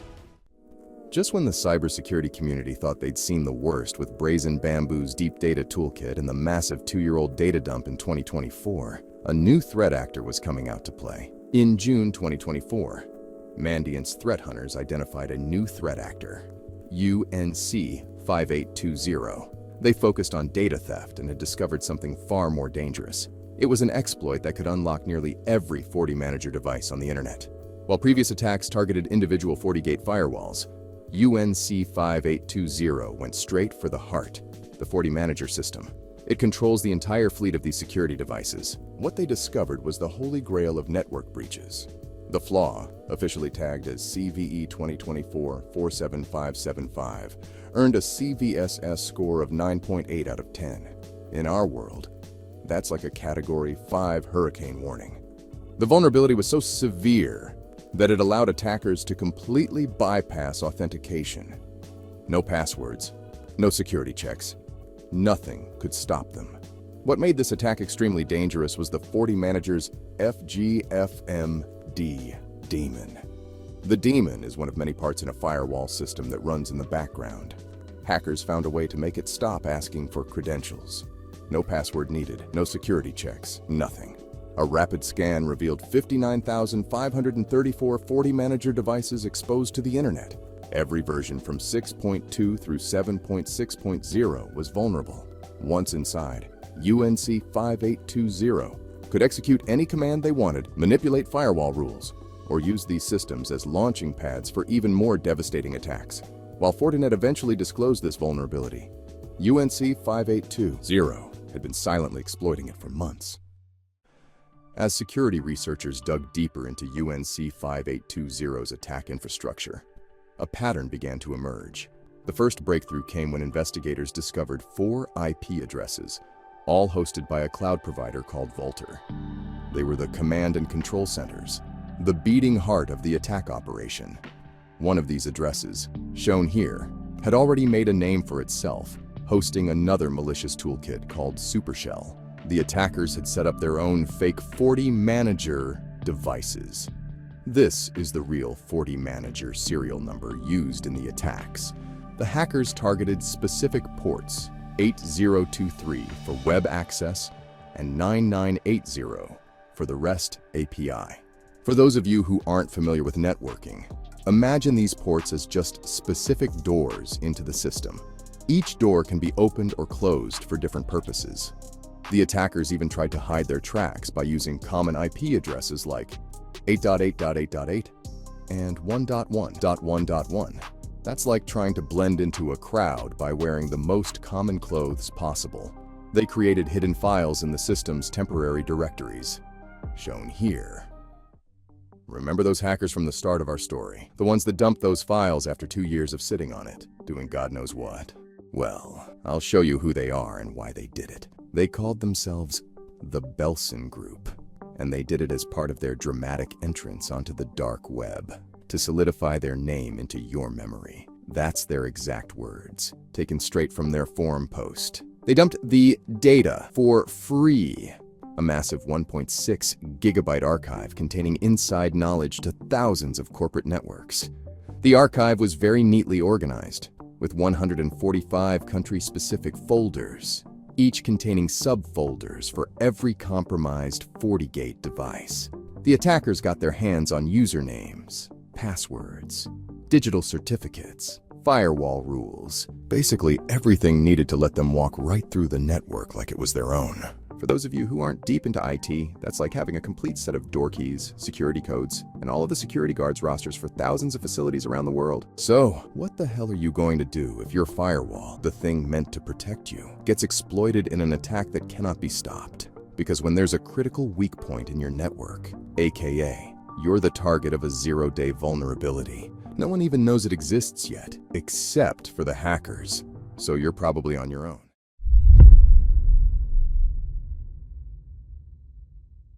Imagine a world where every secret you've ever kept, every private message, every secure transaction could be unlocked by a machine in seconds. Every day, our lives on the internet are protected by encryption, complex mathematical puzzles that secure everything from your banking app to military communications. These puzzles are designed to be so hard that traditional computers would need thousands of years to solve them. But quantum computers, they play by different rules. Regular computers use bits, ones and zeros. Quantum computers use qubits that can exist in multiple states at once through something called superposition. It's like flipping a coin and it's heads, tails, and everything in between simultaneously. They also use entanglement, where qubits become linked so the state of one instantly affects others, regardless of distance. These crazy math equations that would take your laptop millions of years to solve could be cracked by a quantum computer instantaneously. You might think, well, we'll just build better encryption when quantum computers arrive. But here's the thing, hackers aren't waiting. They're already collecting encrypted data using a strategy called harvest now, decrypt later. They're storing banking records, secure communications, even national security secrets, waiting for the day quantum computers can unlock it all. This isn't just a problem for people in tech or governments. This affects every email you not only sent in the past, but all the ones you will send, plus every password and every financial transaction you make. That's why there's a massive global initiative underway to develop and implement post-quantum cryptography, encryption methods that can resist quantum attacks. The US government has set a deadline, 2035. That might seem far away, but in terms of upgrading the entire internet, it's tomorrow.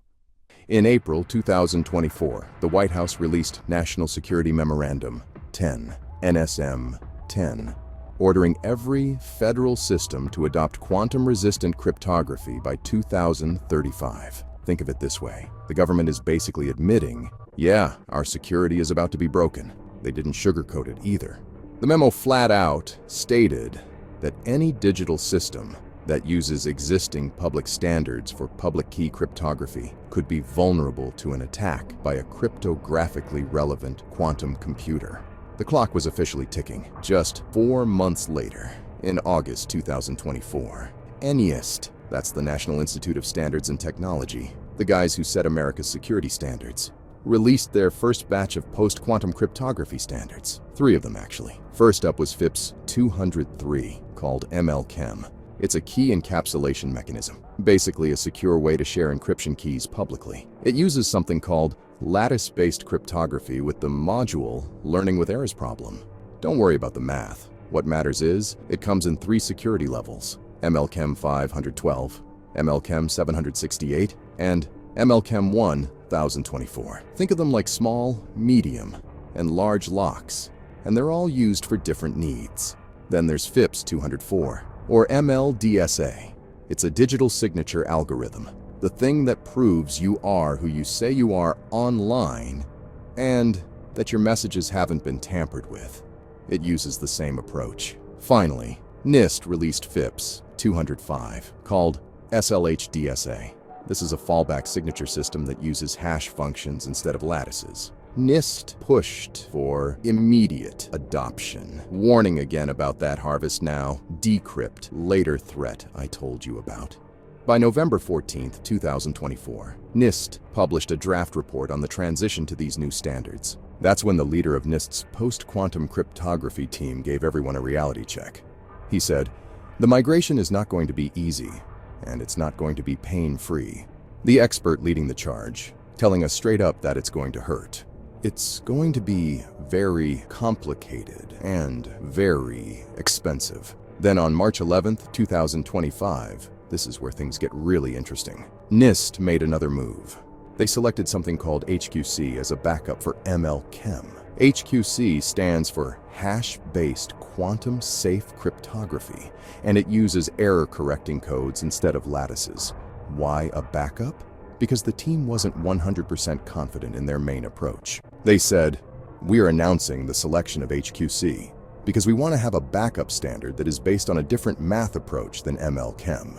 Just 9 days later, on March 20th, 2025, the UK's National Cybersecurity Centre, their version of NIST, published their own migration timeline. They aligned with the US target of 2035, but broke it down into 3 phases. By 2028, preparation. Figure out what you have and what you need. By 2031, execution.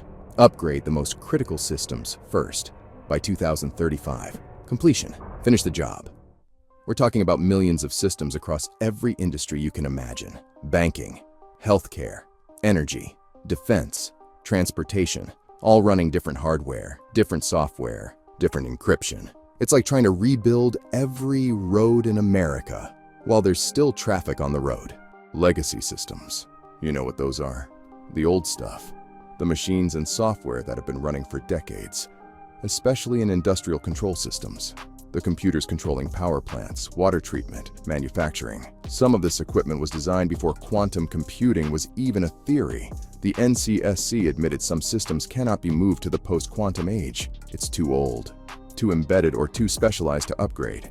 That's terrifying. Industrial control systems are particularly tricky because they blend operational technology with information technology. They need secure authentication for remote access, but many are resource-constrained or nearly impossible to service. You can't just take a nuclear plant offline for a week to update its software. Then there's the expertise problem.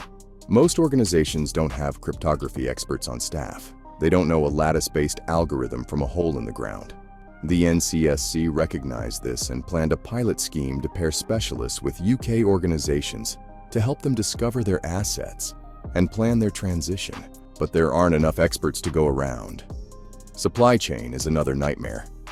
Your security is only as good as your vendor's security. The NCSC advised organizations to communicate your needs to your suppliers by 2028. They know that people need to start yelling at their vendors now, because this is going to take a while. During the transition, systems need what's called cryptographic agility. That means they have to run both the old public key cryptography and the new post-quantum cryptography at the same time. Protocols like TLS, that's what makes your web browsing secure, and IKE, that's what protects your VPN, need to negotiate between different algorithms. It's like speaking 2 languages until everyone learns the new one. Different sectors face different challenges too. Banking and telecoms need to coordinate globally. A bank in New York needs to talk securely with a bank in Tokyo. This is the unglamorous part of cybersecurity that nobody likes to talk about. It's not hackers in hoodies or crazy cyber attacks. It's meetings, budgets, planning documents, testing, and years of grinding. But this grunt work happening now is what will determine whether our world survives the threat of quantum computing. Big tech companies aren't waiting around. Google's already weaving MLChem into its systems. Signal, the encrypted messaging app, is doing the same. Apple's on board too. That harvest now, decrypt later strategy I told you about, it's still happening. Right now, hackers are collecting encrypted medical records, financial data, government communications, anything with long-term value. They're storing it all, waiting for the day quantum computers can crack it open like an egg. The UK's National Cybersecurity Centre put it bluntly.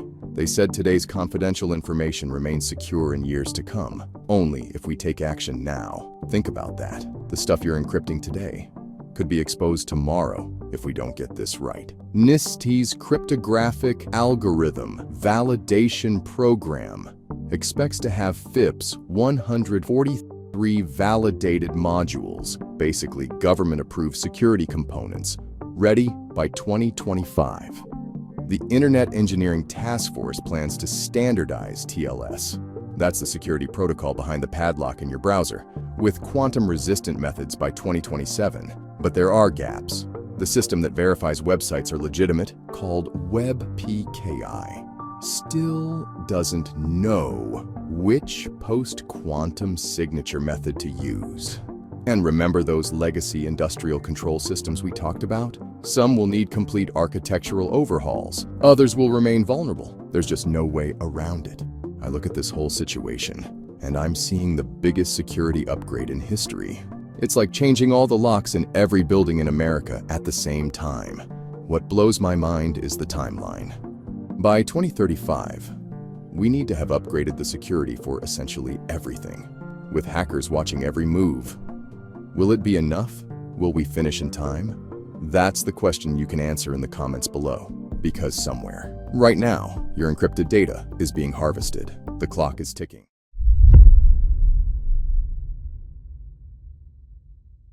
In early 2025, the AI world witnessed something unprecedented. A Chinese AI lab called DeepSeek, backed by hedge fund money, dropped what seemed like a technological bomb. The DeepSeek R1 model. I'm talking about an AI that didn't just match existing systems. It crushed them. This wasn't just another AI model release. DeepSeek R1 packed 671 billion parameters. That's like giving a calculator to someone who's been counting on their fingers. The market went wild. Investors started throwing money at anything connected to DeepSeek. I mean, who wouldn't? A Chinese lab had seemingly leapfrogged every major tech giant in the world overnight. Listen, I've been in this game long enough to know one thing. In cybersecurity, if something seems too good to be true, it usually is. And DeepSeek R1, well, this story's just getting started. The first red flag came from a seemingly innocent technical requirement. To run DeepSeek R1, you had to enable something called Trust Remote Code in your deployment settings. Now, let me tell you why that's a big deal. When you're running an AI model, enabling Trust Remote Code is like giving a stranger the keys to your house. It tells your system to run whatever code the model brings with it.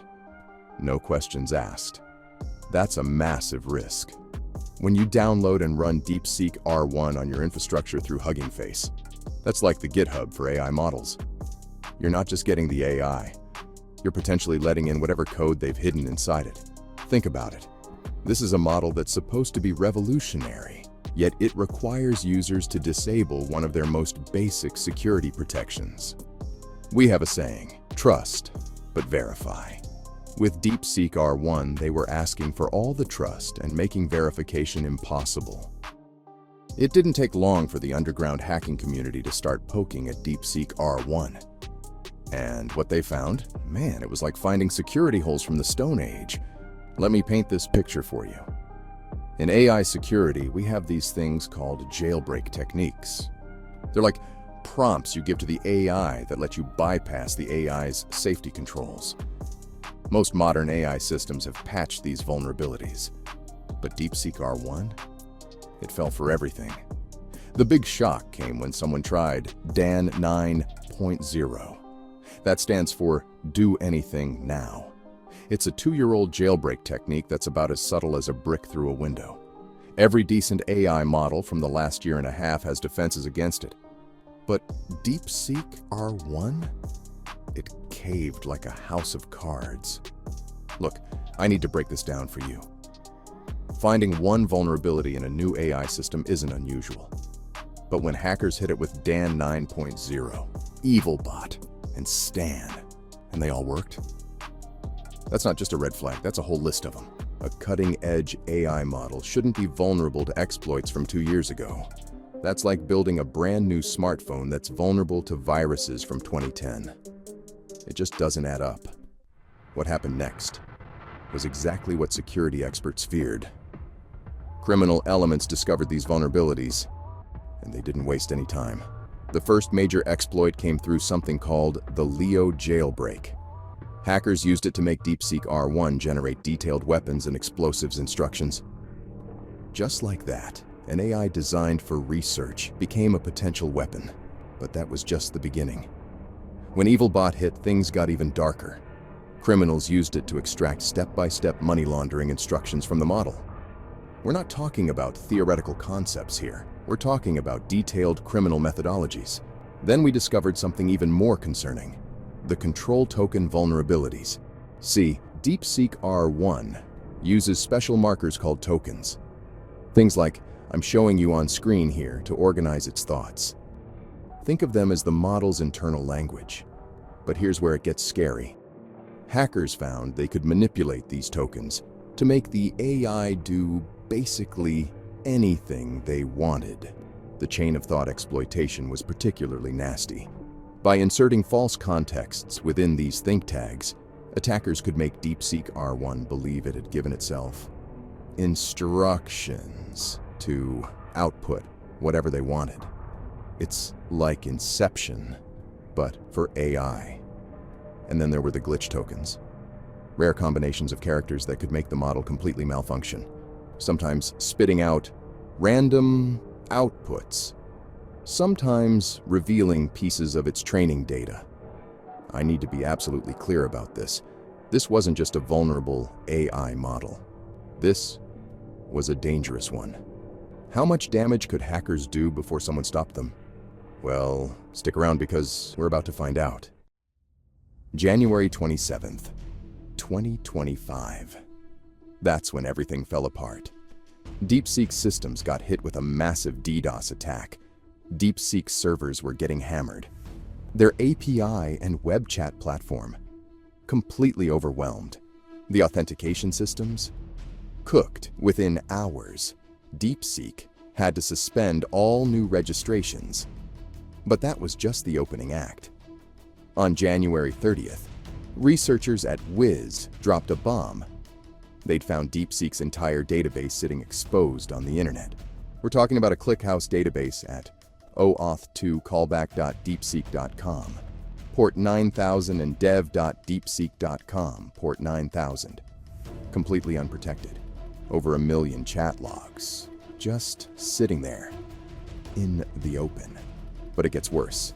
The database had an unauthenticated SQL query execution capability through something called the play path.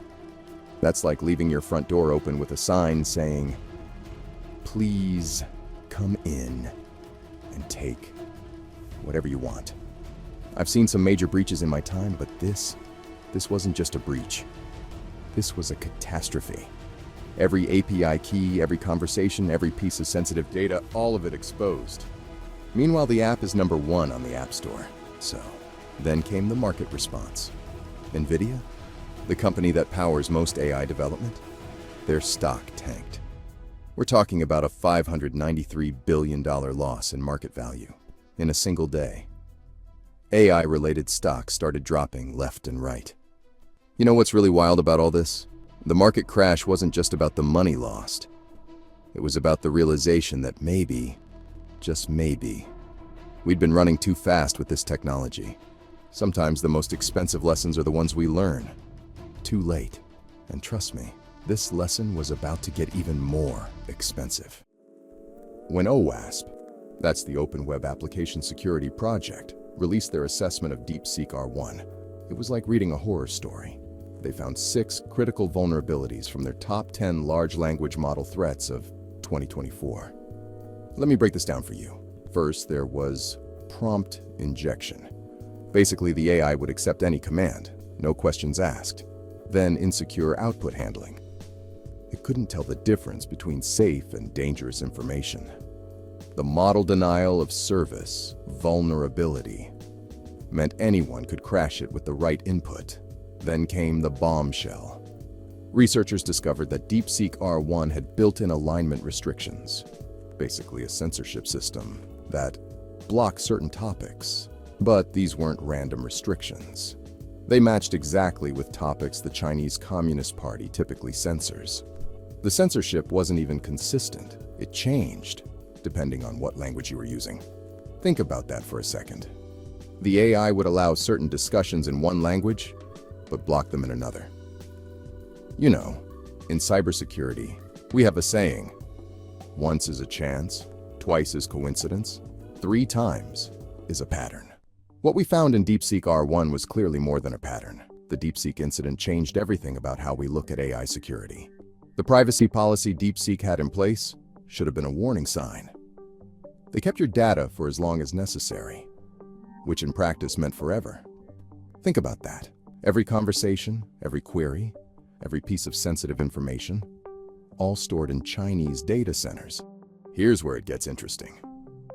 DeepSeek R1 is actually open-weight, meaning anyone can download and run it locally with no network access. That eliminates a lot of the security concerns. But it also raises a bigger question. Why would China release an AI model that can be run locally, completely cutting off their ability to capture user data? To be honest, most users aren't developers who know how to run AI models offline. They're using the web-hosted version, feeding data directly into DeepSeek servers. And nobody really knows what the long-term consequences of that will be. How did they build it in the first place? Because we're seeing signals that DeepSeek might have used foundation model data from other providers to create their training sets. That's potentially stolen intellectual property on a massive scale. We're not completely certain on the facts about how it's made. However, that's more than okay because we'll save that for another story. But if you want to stay updated, consider subscribing. And I'll bring you all the latest news surrounding DeepSeek. The DeepSeek story isn't over. In fact, it might just be the beginning. Because in the world of AI security, today's breakthrough is tomorrow's breach, just waiting to happen.